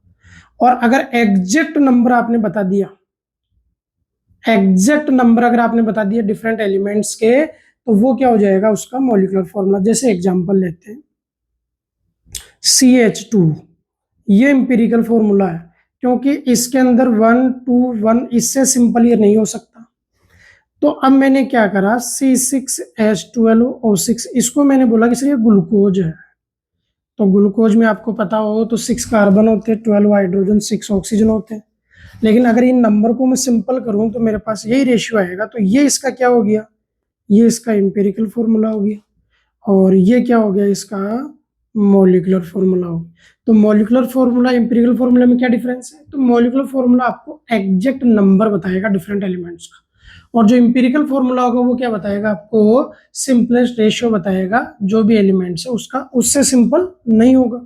और यहाँ पर क्या करोगे, अगर आपको किस नंबर से डिवाइड वगैरह करने तो क्या करना, मोलर मास को डिवाइड कर देना एम्पिरिकल फॉर्मूले के मास से, तो वो नंबर आ जाएगा। तो जैसे आपके पास ग्लूकोज है, इसका मोलर मास 180 ग्राम है, इसका कितना आया, इसका जोड़ोगे तो 30 ग्राम आएगा। तो किस फैक्टर से मल्टीप्लाई करें अपन एम्पिरिकल फॉर्मूले को कि अपने को मल्टीपल फॉर्मूला मिल जाए, तो 180 डिवाइडेड बाई 30 तो आ जाएगा 6। मतलब इसको अगर आप 6 से मल्टीप्लाई करोगे तो एग्जैक्ट यही आ जाएगा। तो एन फैक्टर जो अपने को पता करना है यहाँ पर, वो कैसे कर सकते हो, molar mass divided by mass of empirical formula, ये आप यहाँ से कर सकते। जैसे आगे यहाँ पे मैंने बता भी रखा है कि जो मॉलिक्यूलर फॉर्मूला होता है वो इंटीग्रल मल्टीपल होता है इंपीरिकल फॉर्मूला का। और वो नंबर कैसे फाइंड आउट करेंगे कि मोलिकुलर मास जो दे रखा है या मोलर मास जो दे रखा है उसको डिवाइड कर देना एम्पिरिकल फॉर्मूले की मास। जैसे आपके सामने है एसिटाइलिन और बेंजीन, दोनों का एम्पिरिकल फॉर्मूला CH, लेकिन the molecular mass of acetylene और बेंजीन आपका 26 और 78 है, तो उनका मोलिकुलर फॉर्मूले क्या होगी। तो देखो यहाँ से एसिटाइलिन जो होती है आपके पास में, पहले एम्पिरिकल फॉर्मूला है, इसका मास निकालो, तो इसका जो मास बना वो बन गया आपका 13। ठीक है जी। तो अब एसिटाइलिन का फॉर्मूला अपने को निकालना, तो इसका मोलर मास कितना दिया अपने को, दिया 26। तो इसका जो एन फैक्टर वो कितना आएगा, molar mass divided by empirical formula का मास, तो 2। मतलब अगर इसका फॉर्मूला चाहिए तो 2 इंटू CH, इसका फॉर्मूला बन गया C2H2। ठीक है, तो इस तरीके से आपके सामने ये आ गया। अब बात करें बेंजीन, तो बेंजीन के केस में एन फैक्टर कितना आएगा, क्योंकि उसका MB कितना दिया 78, तो एन फैक्टर कितना आ जाएगा, ये आ जाएगा 78 डिवाइडेड बाय 13, तो 6। तो अब इसमें क्या करोगे, 6 इंटू CH, तो फॉर्मूला क्या बन जाएगा C6H6। तो इस तरीके से आप क्या कर सकते हो, एम्पिरिकल फॉर्मूला वगैरह को फाइंड आउट कर सकते हो अगर मॉलिक्यूलर फॉर्मूला वगैरह आपको दे रखा। अब इसके बाद में कि एम्पिरिकल फॉर्मूला आप कैसे पता कर सकते हो अगर आपको परसेंटेज वगैरह दे रखी है एलिमेंट की, तो एक मैंने टेबल की फॉर्मेट में एक चार्ट बना रखा है, इसको आप डायरेक्ट यूज कर सकते हो। अगर 2 एलिमेंट हो तो ये यूज हो जाएगी, 3 हो तो एक रो और बढ़ा लेना, 4 हो तो एक रो, इस तरीके से आप इसमें एड ऑन कर सकते हो। ठीक है, जैसे मेरे पास में 2 एलिमेंट है कार्बन और हाइड्रोजन, उनका एटॉमिक मास, फिर उनकी जो परसेंटेज दे रखी है, फिर क्या करना, परसेंटेज को डिवाइड करना है एटॉमिक मास से, फिर क्या करना, इनमें जो स्मॉलेस्ट वैल्यू होगी उससे दोनों को डिवाइड कर देना, फिर इनमें अगर ये इंटीजर नहीं है तो फिर क्या करोगे आप, लास्ट में इनको एक ऐसे नंबर से मल्टीप्लाई करोगे n से, जिससे क्या हो जाए, ये इंटीजर हो जाए। अगर ये नहीं हो तो आप यहीं से डायरेक्ट भी यूज कर सकते हो, और अगर आपके पास में, फिर ये इसका ही फाइनल आंसर हो जाएगा। अगर इंटीजर है तो आंसर आपका इसी कॉलम से बन जाएगा। ये टेबल आप डायरेक्ट यूज कर सकते हो, जैसे आगे क्वेश्चन होगा। अब ये क्वेश्चन दे रखा है आगे इंपीरियल फॉर्मूला का, देखो इसके अंदर क्या दे रखा है आपको, कार्बन हाइड्रोजन ऑक्सीजन के परसेंटेज दे रखे हैं, ठीक है, और मॉलिक्यूलर वेट दे रखा है आपको। फॉर्मूला आपको बताना है कि मॉलिक्यूलर फॉर्मूला क्या होगा। तो सबसे पहले क्या करो, इस टेबल को आप फिल कर लो।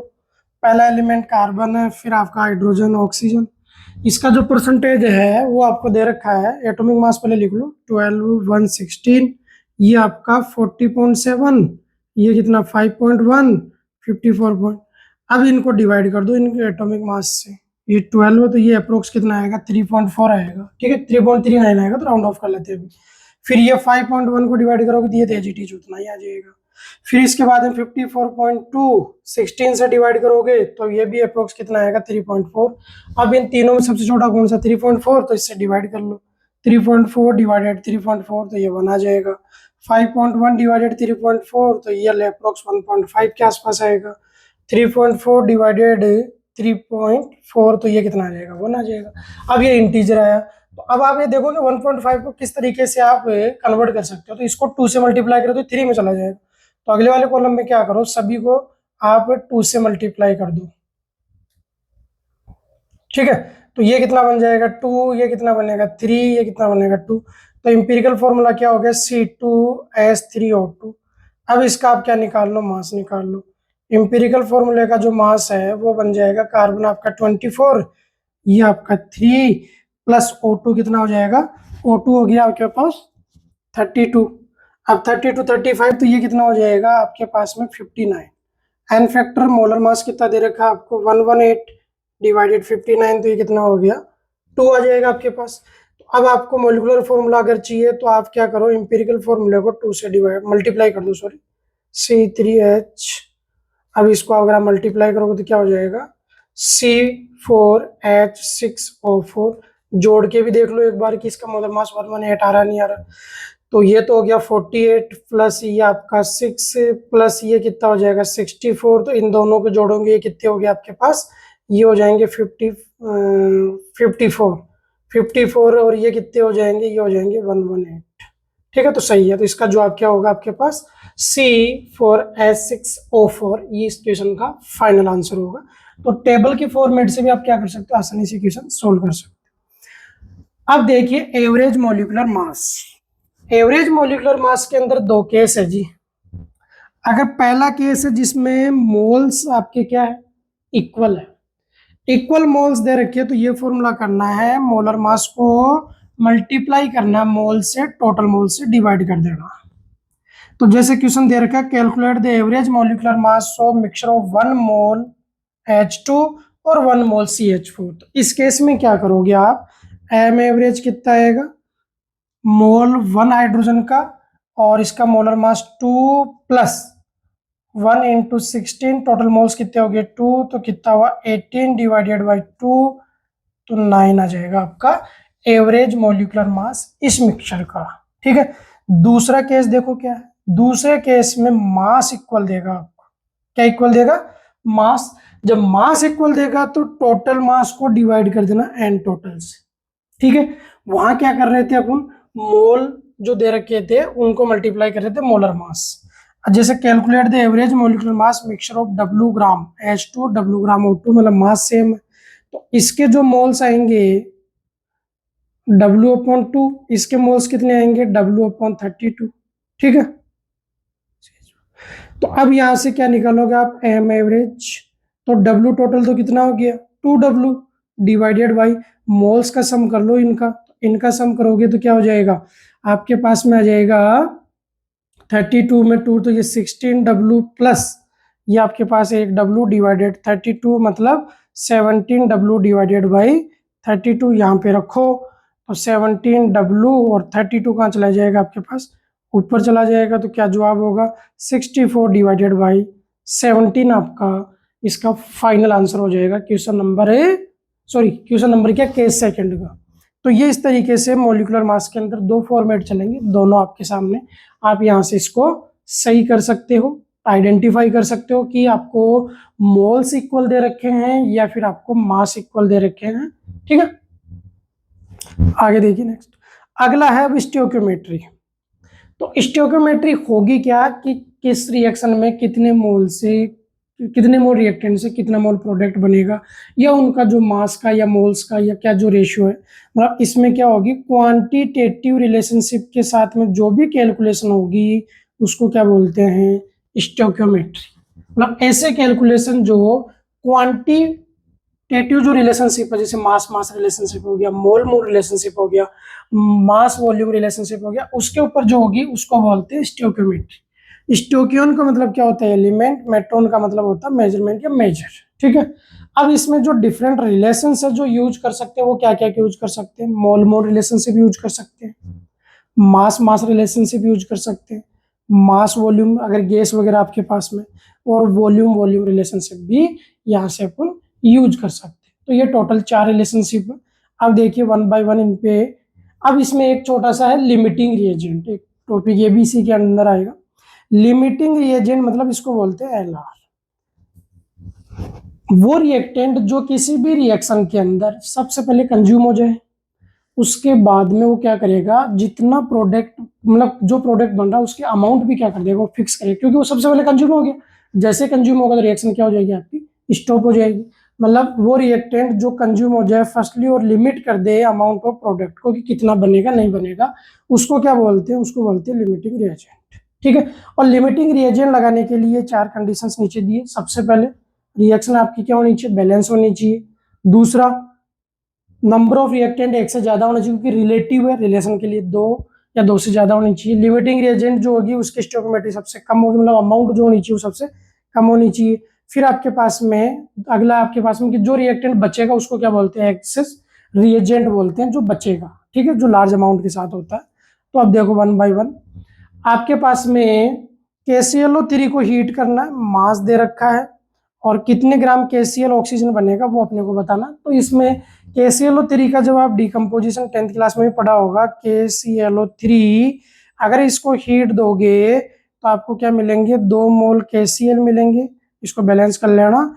और 3 मोल आपको क्या मिल जाएगी O2। तो यहाँ पे मोल्स, तो अपन क्या करते हैं इस मास को या तो मोल में कन्वर्ट कर लो। पूछा क्या हाउ मेनी ग्राम, तो ग्राम में रहने दीजिए, फिर छोड़िए आप। तो अब यहाँ पे इसका मोलर मास KClO3 का मोलर मास दे रखा है 122.5, ठीक है। तो अब यहाँ पे क्या करो, तो यहाँ इसको मल्टीप्लाई कर लो स्टोइकियोमेट्री के साथ, ये लीजिए। तो ये कितना हो जाएगा, अब KCl का जो मास रहेगा आपके पास मोलर मास वो रहेगा 39 प्लस 35.5, तो ये तो 0.5 रहेगा, और ये हो जाएगा 4 और ये 7, तो 74.5 आपका KCl का, तो ये 2 इंटू 74.5, और ये कितना हो जाएगा 3 इंटू 32। तो ये क्या रिलेशनशिप आ गई, ये आपकी मास मास रिलेशनशिप आ गई। अब गिवन इन्फॉर्मेशन आप यहाँ से लिख लो कि कितना दे रखा है, आपको दे रखा है 367.5, ठीक है। तो 367.5 जो है ये आपका यहाँ से स्टोइकियोमेट्री देखोगे तो 3 टाइम्स है अप्रोक्स, अगर देखोगे तो आप मतलब 1 के पार्ट में, तो इसमें तो कितना हो जाएगा 2/3, क्योंकि अगर आप इसको मल्टीप्लाई करोगे 3 से, तो देखो यहाँ से 15, फिर कितना बचा 6, ये 7, फिर आपके पास 12, 30, ये 36, तो ये 3 टाइम्स आपके पास में अप्रोक्स है 1 मोल का पार्ट, ठीक है। तो मतलब आपके पास सिंपल सा फंडा है कि आप अगर इसको कन्वर्ट कर रहे हो, अगर आपको इससे इसमें जाना है तो आपको क्या करना पड़ेगा, ऊपर वाले नंबर को मल्टीप्लाई करने को पड़ेगा 3/2 से, मतलब 1.5।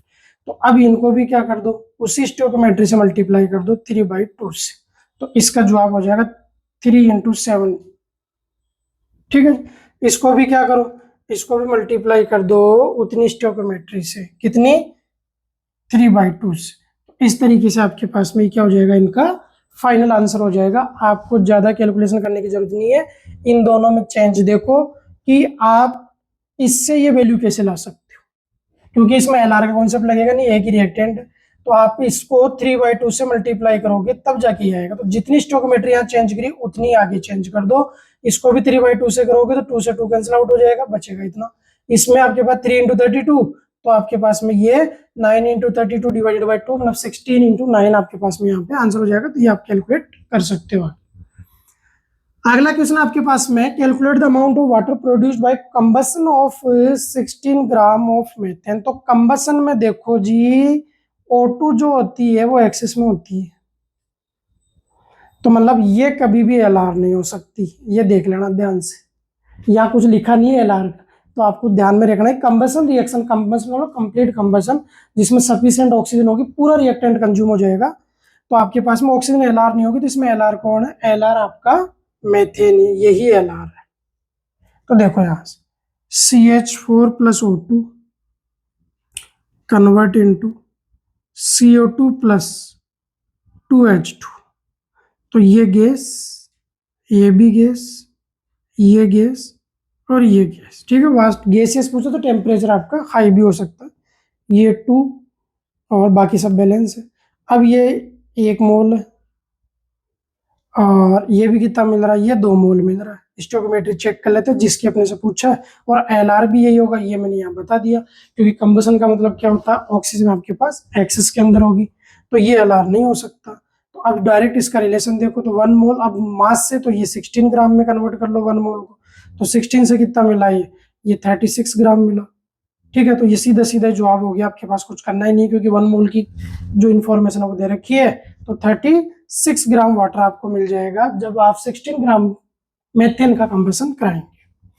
आगे देखिए नेक्स्ट, 25 ग्राम कैल्शियम कार्बोनेट को जब आप हीट आउट कर रहे हो तो कितना लीटर CO2 गैस जाएगी। तो यहाँ पे लगेगा मास दे रखा, वॉल्यूम पूछा, कौन सा रिलेशनशिप चलेगा, मास वॉल्यूम रिलेशनशिप, ठीक है। तो देखिए यहाँ से CaCO3 convert heat CO plus CO2, ये गैस होगा, ये सॉलिड है, ये सॉलिड, 1 मोल, ये भी 1 मोल, मोल में लिख लेता हूँ। अब इस मोल को कन्वर्ट कर लेता हूँ मास।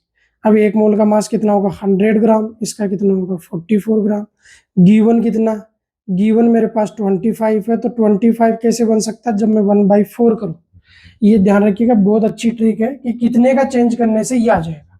तो 100 इंटू 1/4 करोगे तो 25, तो जितनी स्टोइकियोमेट्री यहाँ पे ली, इसका कोफिशिएंट 1 है, तो 1 कोफिशिएंट वाले रिएक्टेंट प्रोडक्ट को इसी फैक्टर से मल्टीप्लाई करना है।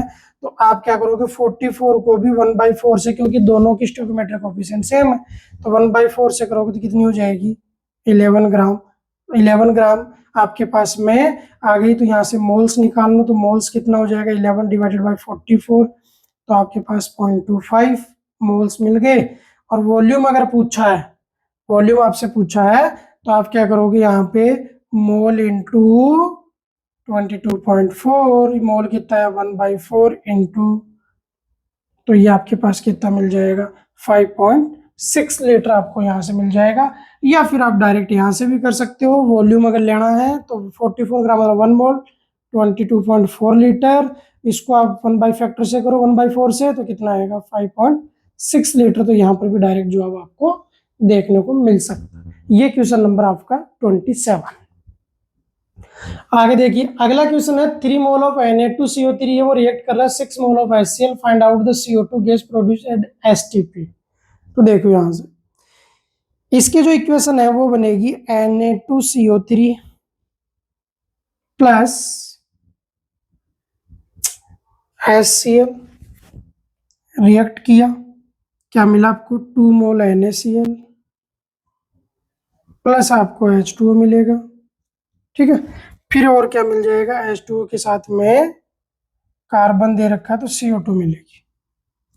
अब आपको यहाँ से बैलेंस करना, तो बैलेंस करके देख लो, इधर 2 sodium 2 sodium, 1 carbon 1 carbon, 3 oxygen, 1 इधर 1 इधर, और 2 हाइड्रोजन होनी चाहिए, तो जिसको 2 करो, क्लोरीन भी 2 होनी चाहिए, ये बैलेंस हो। तो स्टोइकोमेट्री क्या आ गया आपके पास, 1:2 का रेशियो आ गया। इधर क्या आया 2 1, ये 1, ठीक है। अब देखो आपसे पूछा है कि इसके लिए 3 मोल, तो इसके कितने 6 मोल, तो इन दोनों का रेशियो भी क्या 1:2 है, तो इसमें तो कोई एलआर नहीं है, दोनों के दोनों ही एलआर बन गए आपके पास, किसी से भी कैलकुलेट कर लेना।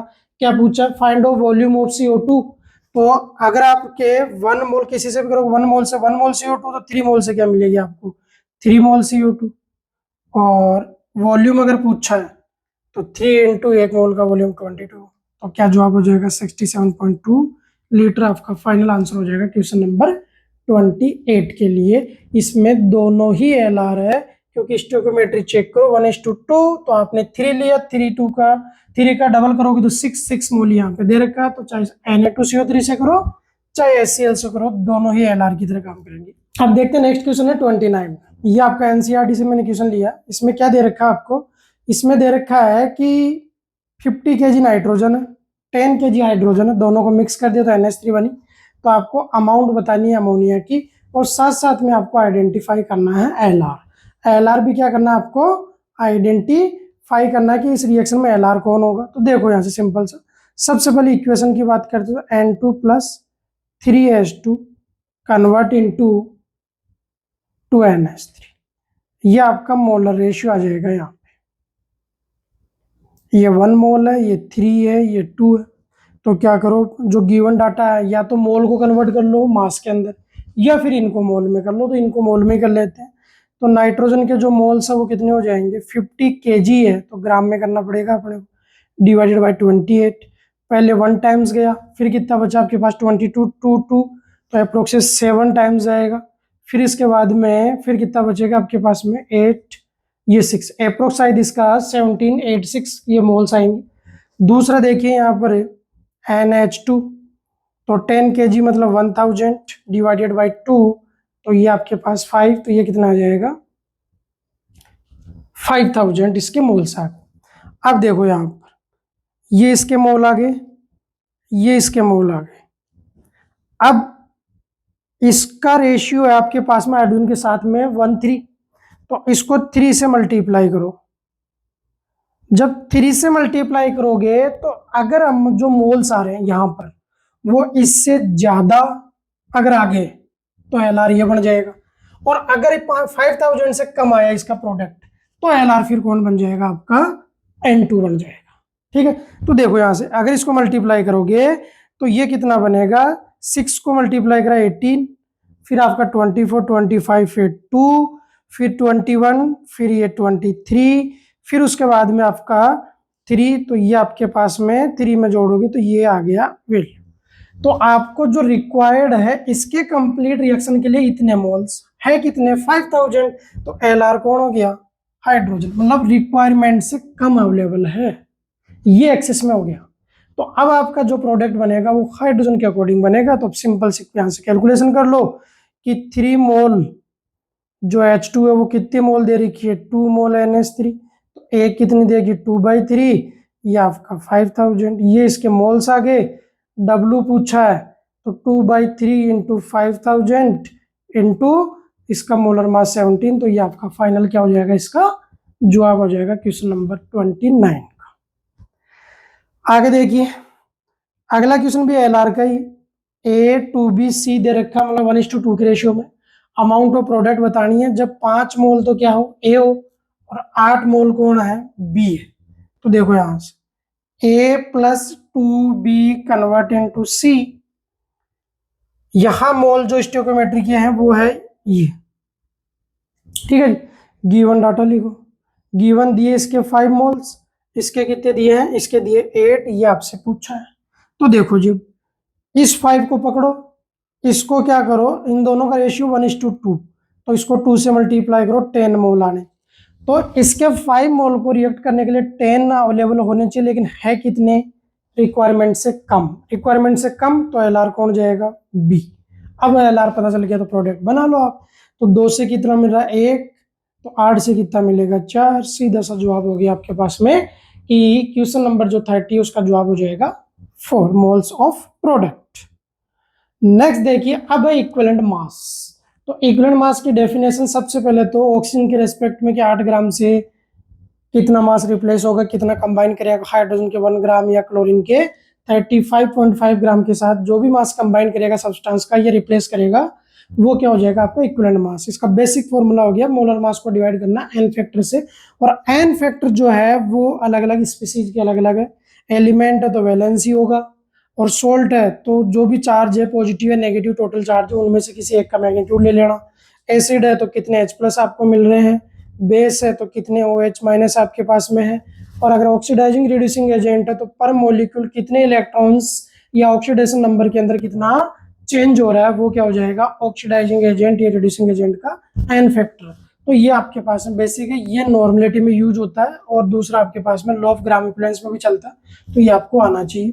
तो देखिए अब यहाँ से सबसे पहले आपसे पूछा है equivalent mass of phosphorus acid. तो देखो फास्फोरस के 3 एसिड है, H3PO4, H3PO3, H3PO2, ये है एक फॉस्फोरिक एसिड, ये है S, ठीक है। ये क्या, ये हाइपोअस, हाइपोअस। तो आपने से क्या पूछा, सिर्फ फास्फोरस पूछा है, ठीक है। तो फास्फोरस पूछा है तो आपके पास में ये वाला, इसका एन फैक्टर कितना होता है, इसका एन फैक्टर 2 होता है। मोलर मास निकाल लो, 3 प्लस ये 31 प्लस 48, तो ये कितना हो गया आपके पास 34, 48 करोगे तो कितना आएगा 82, 82 है ना। 82 का अगर आप 2 से डिवाइड कर दोगे क्योंकि एन फैक्टर 2 था, तो 82 का हो जाएगा आपके पास में 41। तो option C is correct answer for question number 31।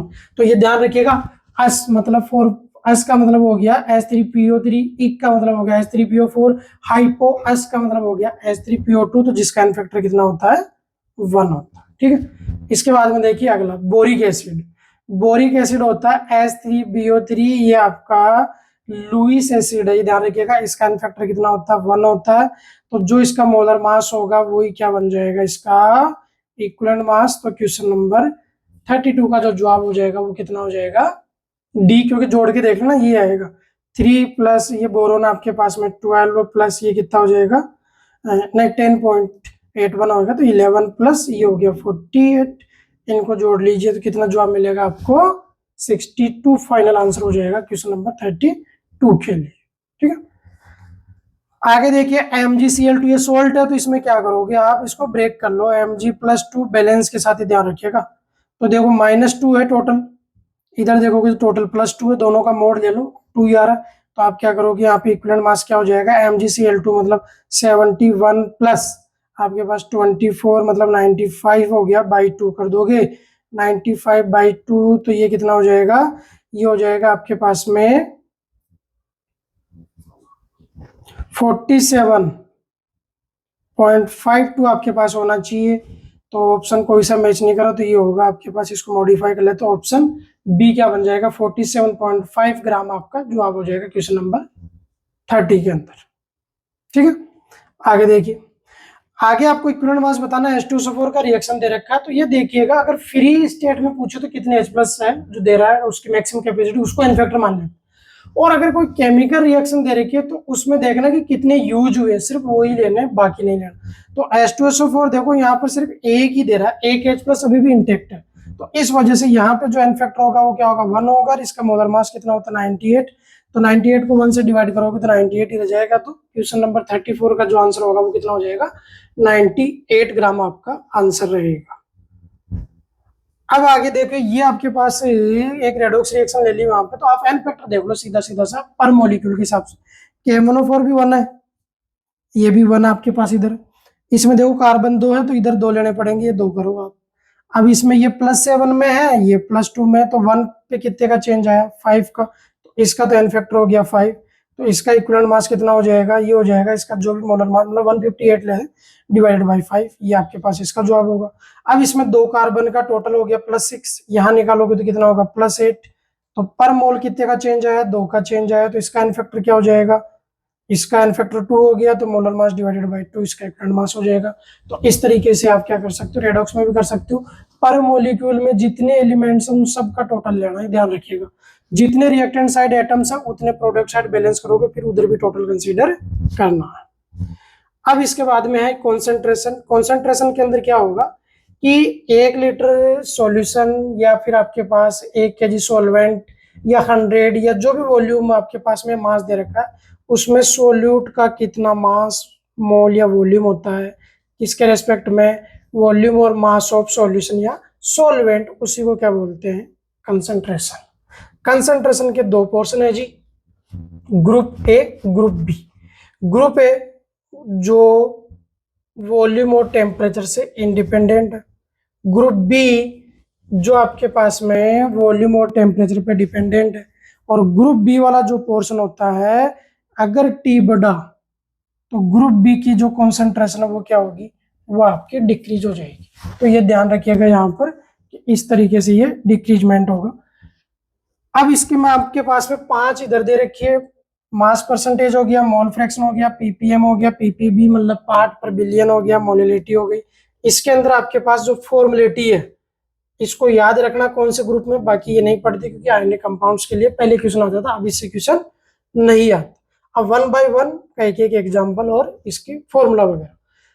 सबसे पहले आपके पास में मास परसेंटेज या मास बाय मास परसेंटेज, तो करना क्या है, W1 divided by W total into 100, क्योंकि परसेंटेज कितने में से फाइंड आउट करते हैं, 100 में से। तो W1 हो जाएगा mass of solute, W total हो जाएगा मास ऑफ सॉल्यूशन।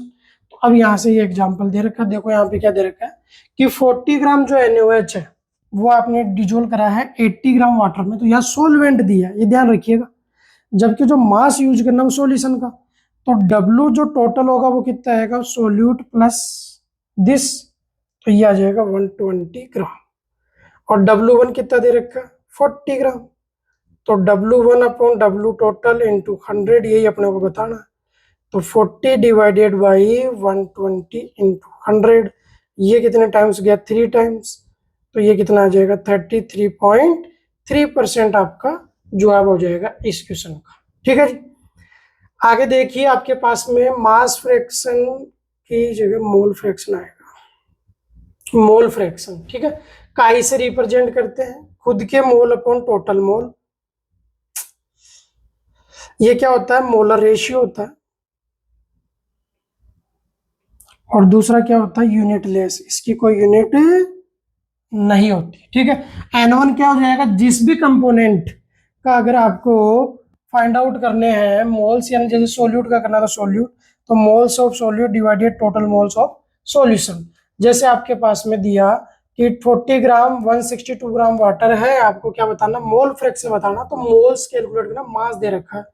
तो आपके पास N1 कितना हो जाएगा, 40, मोलर मास भी 40 होगा तो 1 है। वाटर का मोलर मास 18 है, तो 162 डिवाइडेड बाई 18, तो कितने मोल्स हो जाएंगे, ये आपके पास में 9 मोल्स हो जाएंगे। एन टोटल कितना हो गया, 1 + 9, तो 10 मोल्स हो गया। तो काई निकाल लो, काई कितना बचा आपके पास 1, NaOH का पूछा तो 1 मोल डिवाइडेड बाई 10, तो 0.1 मोल फ्रैक्शन हो जाएगा किसका, NaOH का इस क्वेश्चन के अंदर। ठीक है, आगे देखिए पार्ट पर मिलियन तो 10⁶, ये मास रेशियो में भी 10⁶ आ जाएगा, मोलर रेशियो है तो 10⁶ आ जाएगा, पार्टिकल्स का रेशियो है तो भी 10⁶ आया। तीनों में से कुछ भी आपसे पूछ सकता है। W1 कंपोनेंट है सॉल्यूट का मास, टोटल मास 1 कंपोनेंट, ये सारी चीजें आपको यहाँ पे दे रखी है। 10⁶ से मल्टीप्लाई इसलिए करते हैं क्योंकि ये जो वैल्यू आएगी रेशियो बिल्कुल छोटा आता है, तो मेजरेबल कंडीशन में लाने के लिए अपन 10⁶, और इसका यूज कहाँ होता है, जो पोल्यूटेंट होते हैं वहां पे उनकी कॉन्सेंट्रेशन मेजर करने के लिए पीपीएम या पीपीबी यूज की जाती है। पीपीबी भी आगे दे रखी होगी। पीपीबी में क्या करना, सिंपल से जो 10⁶ थी उसकी जगह क्या कर देना 9। ठीक है, और अगर आपसे पूछे कि सर पीपीबी और पीपीएम में क्या है, तो पीपीएम को इंटू 10⁻³ कर देना, तो ये फॉर्मूले आपको मिल जाएंगे। बाकी सारी चीजें कॉमन है वो की हुई। अब देखो यहां से क्वेश्चन, 1 मिलीग्राम NaOH आपके पास और 1 kg वाटर है, क्या बताना आपको, पीपीएम बतानी है, मतलब पार्ट पर मिलियन बताना आपको सॉल्यूशन का। तो NaOH है तो या तो देखो पहले दोनों की यूनिट सेम करनी है, मिलीग्राम 1 kg, या तो इसको kg में करो या फिर इसको ग्राम में करो, इसको ग्राम में करो, जैसे भी आपको करना। तो अब देखो यहां से इसको ग्राम में कर लेते तो ये 10⁻³ ग्राम, इसको ग्राम में कर लो तो 10⁻³ kg। तो पीपीएम क्या था, तो यहाँ पे क्या लिखोगे, WNaOH divided by W total into 10⁻⁶, ये हो जाएगा 10⁻³ डिवाइडेड 10⁻³ इंटू 10⁻⁶, जो अब हो जाएगा 1 ppm। ठीक है, तो इस तरीके से इस क्वेश्चन का, तो यहाँ पे यूनिट का ध्यान रखना कि अगर ये मिलीग्राम है तो ये भी मिलीग्राम में होनी चाहिए, अगर ये केजी में तो ये केजी में होनी चाहिए, ग्राम में कर लो फिर दोनों को, सबसे बढ़िया। ठीक है, आगे देखिए अगला है आपके पास मोलिलिटी, स्मॉल m से इसको रिप्रेजेंट करते हैं। सारे फॉर्मूले आपको यहाँ पे दे रखे हैं, ये फॉर्मूले यूनिट वगैरह दे रखी है। W मास ऑफ सॉल्यूट होगा, ये आपके मोलर मास हो जाएगा, फिर आपके पास में number of moles of solute, फिर मास ऑफ सॉल्वेंट हो जाएगा। ठीक है, फिर ये नीचे आपके पास में कि 1 मोलल क्या होगा, कि 1 मोल सॉल्यूट 1 kg सॉल्वेंट में, सेमी का मतलब 1/2, पेंटी का मतलब 1/5, और डेसी का मतलब 1/10, सेंटी का मतलब 1/100। तो ये वर्ड आपको याद होने चाहिए कि कितना डेसीमोलल होगा तो उसमें कितना सॉल्यूट होगा, तो आप बोल दोगे कि 0.1 मोल हो जाएंगे सॉल्यूट के 1 kg सॉल्वेंट के अंदर। इसमें देखो calculate the molality of A solution obtained by dissolving 28 gram KOH in 1000 gram of solvent. तो देखिए यहां से स्मॉल W दिया आपको 28 ग्राम, कैपिटल W दिया है 1000 ग्राम, स्मॉल m आपसे पूछा है, तो फॉर्मूला लिख लो गिवन इंफॉर्मेशन के अकॉर्डिंग, ग्राम में है केजी में उसी से। तो ये आपके पास small W divided molar mass 1000 divided by capital W, किसमें, ग्राम। ठीक है, अब जो KOH है, KOH में क्या होगा 39 प्लस हाइड्रोजन 1 प्लस 16, तो ये कितना जवाब हो जाएगा 56 ग्राम हो जाएगा पर मोल। तो यहाँ से आपके पास 28 डिवाइडेड 56 इंटू 1000, कैपिटल W भी कितना दे रखा 1000, कैंसिल आउट हुआ तो ये कितना हो गया 0.5 मोलर, मतलब एक तरीके से सेमी मोलर ये सॉल्यूशन हो जाएगा क्वेश्चन नंबर 37। फिर इसके बाद में आ गया आपके पास में W/V%, मतलब नहीं V/V%, volume by volume percent या वॉल्यूम परसेंटेज ही बोल सकते हो। तो V1 divided by V into 100, मतलब V1 हमेशा ये पार्ट सॉल्यूट का होगा, ध्यान रखिए, और नीचे वाला जो है ये सॉल्यूशन का होगा। जैसे आपके पास में कि 20 ml HCl है, 180 ml वाटर है, V/V% बनाना है, तो वाटर तो सॉल्वेंट है, तो क्या करोगे दोनों को ऐड करोगे, तो टोटल कितना हो गया 100 ml। अब यहाँ से V/V% निकाल लो तो क्या हो जाएगा 20 divided by 200 into 100, cancel out हुआ तो 10% आपका क्या हो जाएगा, यहाँ पे फाइनल आंसर हो जाएगा इस एग्जाम्पल का।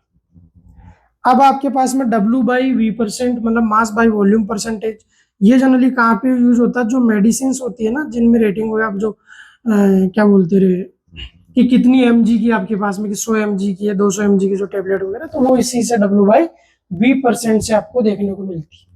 W जो होगा, अभी मैंने बोला कि ऊपर का पार्ट मोस्टली क्या होता है सॉल्यूट का, नीचे वाला जो पोर्शन होगा वो किसका होता है सॉल्यूशन का। तो मास ऑफ सॉल्यूट हो जाएगा, वॉल्यूम ऑफ सॉल्यूशन हो जाएगा। 20 ग्राम KOH है, ये आपका वॉल्यूम ऑफ सॉल्यूशन दे दिया। तो आपको क्या बताना है, W/V%। तो क्या करोगे, 20 divided by 500 into 100, cancel out कर देना, 5 से डिवाइड कर 5.5, और फिर कितना बचा 30 में कितना टाइम जाएगा 6, तो 5.6% आपका क्या हो जाएगा, इसका फाइनल आंसर हो जाएगा इस एग्जाम्पल। अब ये आपके पास मोलेरिटी आ गई। सारे जो फॉर्मूले बेसिकली रिलेशन के जो फॉर्मूले वो लास्ट में आपको देखने को मिलेंगे। यहाँ पे जो बेसिक फॉर्मूले वो है, अगर मोल और वॉल्यूम लीटर में तो ये यूज कर लेना, ml में तो ये यूज कर लेना, मास दे रखा तो ये लीटर में, वॉल्यूम तो ये यूज कर लेना, मतलब जैसी इंफॉर्मेशन है वैसा यूज कर लेना। ये आपके पास मैंने पहले लिखा था मोलर, तो ये क्या हो जाएगा, molar, 1 molar, semi molar, पेंटीमोलर, डेसीमोलर, centimolar, ये सारी आपको पता होना चाहिए किस तरीके से कन्वर्जन हो। और यहाँ पे क्या पूछ लेता, मिलीमोल्स। तो मिलीमोल्स के लिए क्या करोगे, मोलेरिटी को मल्टीप्लाई कर देना वॉल्यूम से, लेकिन कंडीशन है ml के अंदर, या फिर W into 1000 divided by mv, ये मिलीमोल्स आ जाएंगे। मिलीमोल्स का मतलब वॉल्यूम आपने किस में कंसिडर किया, ml के। जैसे आपके पास में क्वेश्चन नंबर ये है, यहाँ पे दिया है कि 149 ग्राम KCl पोटेशियम क्लोराइड है, इसको क्या करा आपने, डिजोल्व कर दिया 10 लीटर सॉल्यूशन के अंदर। आपको क्या बतानी है, मोलेरिटी। तो देखो जी, यहाँ से इसका मोलर मास निकालो, mv 39 प्लस 35.5, तो ये कितना आएगा, ये आपके पास आ जाएगा 74.5 ग्राम पर मोल। अब capital M given mass 149 divided by 74.5, litre में दिया है तो सीधा सीधा आप लीटर में ले लो। ये कैंसिल आउट हुआ कितने टाइम्स, ये जाएगा आपके पास में 2 टाइम्स, तो कितना जवाब होगा, 0.2 मोलर आपके पास में ये बन जाएगा। मतलब ये भी क्या है, सेमी मोलर सॉल्यूशन आपको देखने को मिलेगा। ठीक है, आगे देखिए, ये आ गई नॉर्मलिटी। नॉर्मलिटी में सिंपल सा क्या फर्क है, यहाँ पे मोल की जगह क्या आ जाएगा, ग्राम इक्विवेलेंट। और ग्राम इक्विवेलेंट जो निकालते हैं वो कैसे निकालते हैं, given mass upon equivalent mass. और इक्विवेलेंट मास कैसे निकालते हैं, वो निकालते हैं molar mass divided by N factor, जो पीछे मैंने बताया। ये इसके बेसिक फॉर्मूले आ गए। ठीक है, बाकी सारी चीजें वहां जहां मोलर यूज किया था, यहाँ पे क्या यूज कर लेंगे, नॉर्मल यूज कर लेंगे। ठीक है, और ये मिली मोल्स था वहां, यहाँ क्या हो जाएगा, यूज हो जाएगा मिली ग्राम इक्विवेलेंट, मतलब वॉल्यूम ml में नॉर्मलिटी से मल्टीप्लाई कर दो, या फिर W into 1000 divided by E। और नॉर्मलिटी और मोलरिटी के अंदर जो फर्क होगा वो एन फैक्टर इंटू ये मोलरिटी, ये आपका रिलेशनशिप यूज हो जाएगा यहाँ पे।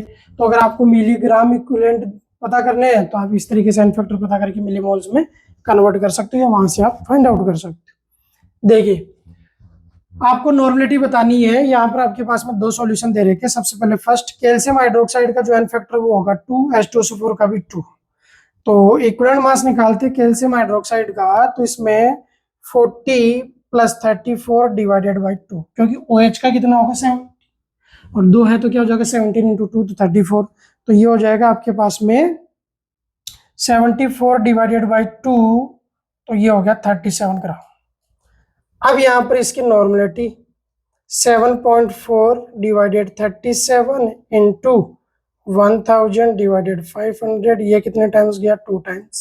ठीक है, और इस डेसिमल को हटा दो आप यहाँ से, तो ये कितना हो जाएगा, ये 2 टाइम्स चला जाएगा, मतलब 0.2।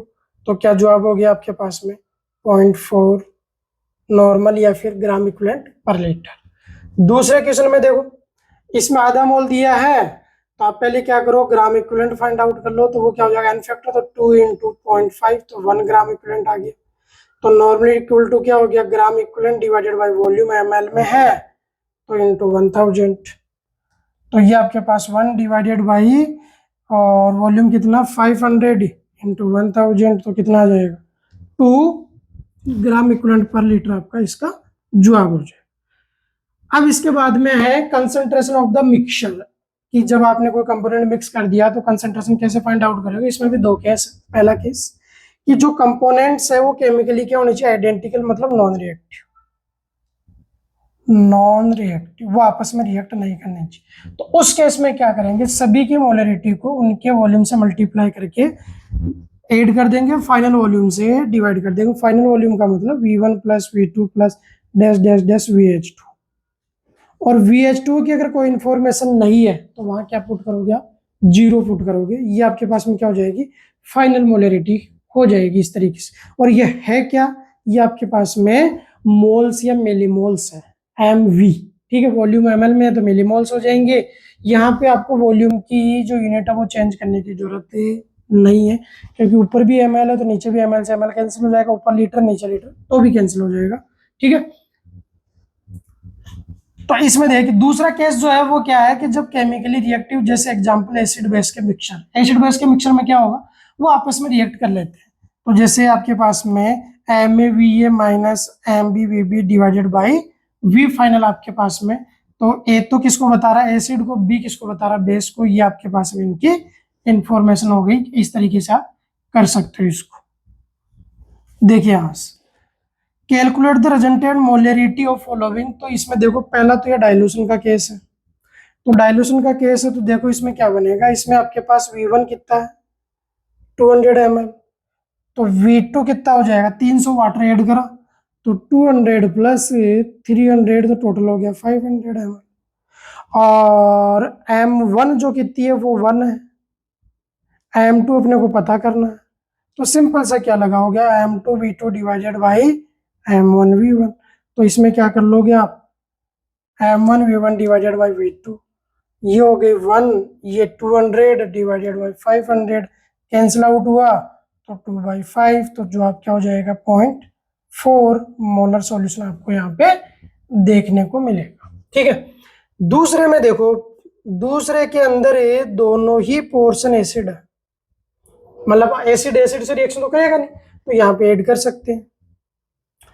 अब यहाँ पर आपके पास में क्या बनेगी, यहाँ देखिए, तो एम फाइनल जो बन जाएगी, पहले वाले का molarity 1 200 plus 0.5 into 100 divided by 300, कितना बना, ये 200 बन जाएगा, ये कितना बनेगा 50 डिवाइडेड बाई 300, कितना हुआ 250 डिवाइडेड बाई 300 कैंसिल आउट हुआ 5/6, इसका क्या हो जाएगा फाइनल आंसर हो जाएगा क्वेश्चन नंबर 40 का जो बी पोर्शन है उसका। आगे इसमें है तो ये क्वेश्चन आपके लिए है, इसका जवाब आप खुद बताएंगे मेरे को सोल्व करके क्वेश्चन नंबर 41 का, तो कमेंट करके इसके दोनों के आंसर आप बता सकते हैं। अब इसके बाद में ये लास्ट एंड फाइनल पोर्शन आ गया अपने पास में, इसमें क्या करना है, डिफरेंट कॉन्सेंट्रेशन के रिलेशन देखिए, पूरा का पूरा चार्ट आपको बना के दे दिया है यहाँ पे, कि इसके अंदर जैसे रिलेशन पहला है W/V W/, तो ये रिलेशन है डेंसिटी से मल्टीप्लाई कर देना मास परसेंटेज को, और अगर आपके पास में W/V मोलरिटी का, तो ये रिलेशन यूज हो जाएगा सीधा 10 से मल्टीप्लाई करके 100 तो इसमें आ ही गया, और मोलर मास से डिवाइड कर देना। और अगर आपके मास परसेंटेज मोलरिटी है तो डेंसिटी का इन्वॉल्वमेंट आ जाएगा यहाँ पे, क्यों, क्योंकि D इक्वल टू क्या होगा M/V, तो अपने पास में V चाहिए तो क्या करोगे अपन, तो D क्या होता है फिर ऊपर चला जाएगा आपके पास में, ठीक है। फिर मोलरिटी के साथ अगर आपके पास नॉर्मलिटी पुट कर दिया जाए तो जहां जहां MB लिखा वहां क्या लिख दो, E लिख दो, ये नेक्स्ट दो फॉर्मूले आपको यहाँ से नॉर्मलिटी के देखने को मिल सकते हैं। और ये आपके पास में रिलेशन हो गया मोल फ्रैक्शन और मोलरिटी का, तो काई बी ये किसकी होगी, ये सोल्यूट की होगी, हमेशा ध्यान रखिएगा बी पार्ट सोल्यूट को रिप्रेजेंट करेगा, काई जो ए जो होगा वो किसका होगा आपका सोलवेंट का होगा, ठीक है 1000/m में। फिर आपको पता है कि मोल फ्रैक्शन जितने मिक्सचर होते हैं उन सभी के कंपोनेंट्स का सम 1 होता है, तो 1 में से डिवाइड करोगे काई बी फाइंड आउट करना, तो 1 माइनस काई ए कर देना, रिप्लेसमेंट हो जाएगा, या फिर बी वाले पोर्शन में तो ये इस तरीके से कर लेना। और अगर आपको मोल्स, तो काई बी इक्वल टू क्या होगा, काई बी इक्वल टू हो जाएगा NB/N टोटल, तो काई ए क्या होगा, काई होगा Na/N टोटल, तो मोल्स की टर्म्स में भी बता सकते हैं जैसे आगे ये दे रखा, ठीक है। तो एन टोटल जो होगा वो तो कैंसिल आउट हो जाएगा, एम में क्या है, ये है mass of solvent, mass of solvent, ये ध्यान रखिएगा, ए पोर्शन हमेशा सॉल्वेंट को रिप्रेजेंट करेगा। लास्ट फाइनल रिलेशन है molarity molarity density of the solution, जिसमें कैपिटल एम मोलरिटी हो गई, ये मोलरिटी हो गई, ये आपका density of solution, M B क्या हो गया molar mass of solute, B मतलब सोल्यूट, ए मतलब सोलवेंट। देखिए यहां से एक दो क्वेश्चन इसके क्या दे रखा आपको, डेंसिटी ऑफ सॉल्यूशन आपके पास में दे रखी है कि 120 ग्राम ऑफ यूरिया जो है वो आपने डिजोल्व करा 100 ग्राम वाटर के अंदर और उसकी डेंसिटी बन गई 1.15 ग्राम। आपको क्या बतानी है, मोलरिटी बतानी। तो सिंपल सा देखो, सबसे पहले क्या करो, डब्ल्यू टोटल सॉल्यूशन का। तो डब्ल्यू टोटल में वाटर तो सॉल्वेंट और ये सॉल्यूट है, तो दोनों को ऐड कर लो। 1000 प्लस 120 तो कितना बन गया, ये आपका सॉल्यूशन का मास हो गया। अब वॉल्यूम ऑफ सॉल्यूशन के लिए क्या करोगे, वॉल्यूम ऑफ सॉल्यूशन के लिए आप क्योंकि D इक्वल टू क्या होता है, m/v, तो V इक्वल टू क्या होगा, जो भी मास है उसको डेंसिटी से डिवाइड कर देना। तो 1120 डिवाइडेड 1.50, ये क्या आ गया, सॉल्यूशन आ चुका आपके पास। अब मोलरिटी फाइंड आउट करना है, तो आप क्या करो, मोल जो दे रखा है मास ये 1, ये आपका 60 और ये आपके पास में ml में है, तो 1000 डिवाइडेड बाई 1120 इंटू 1.50, इस तरीके से आप इसको सोल्व कर लेना, आपको जवाब मिल जाएगा। तो इसमें ये ध्यान रखिएगा कि टोटल जो मास है उसी से फिर सॉल्यूशन का वॉल्यूम निकालना, आप अकेला वाटर को लेके आगे कंसीडर मत कर लें।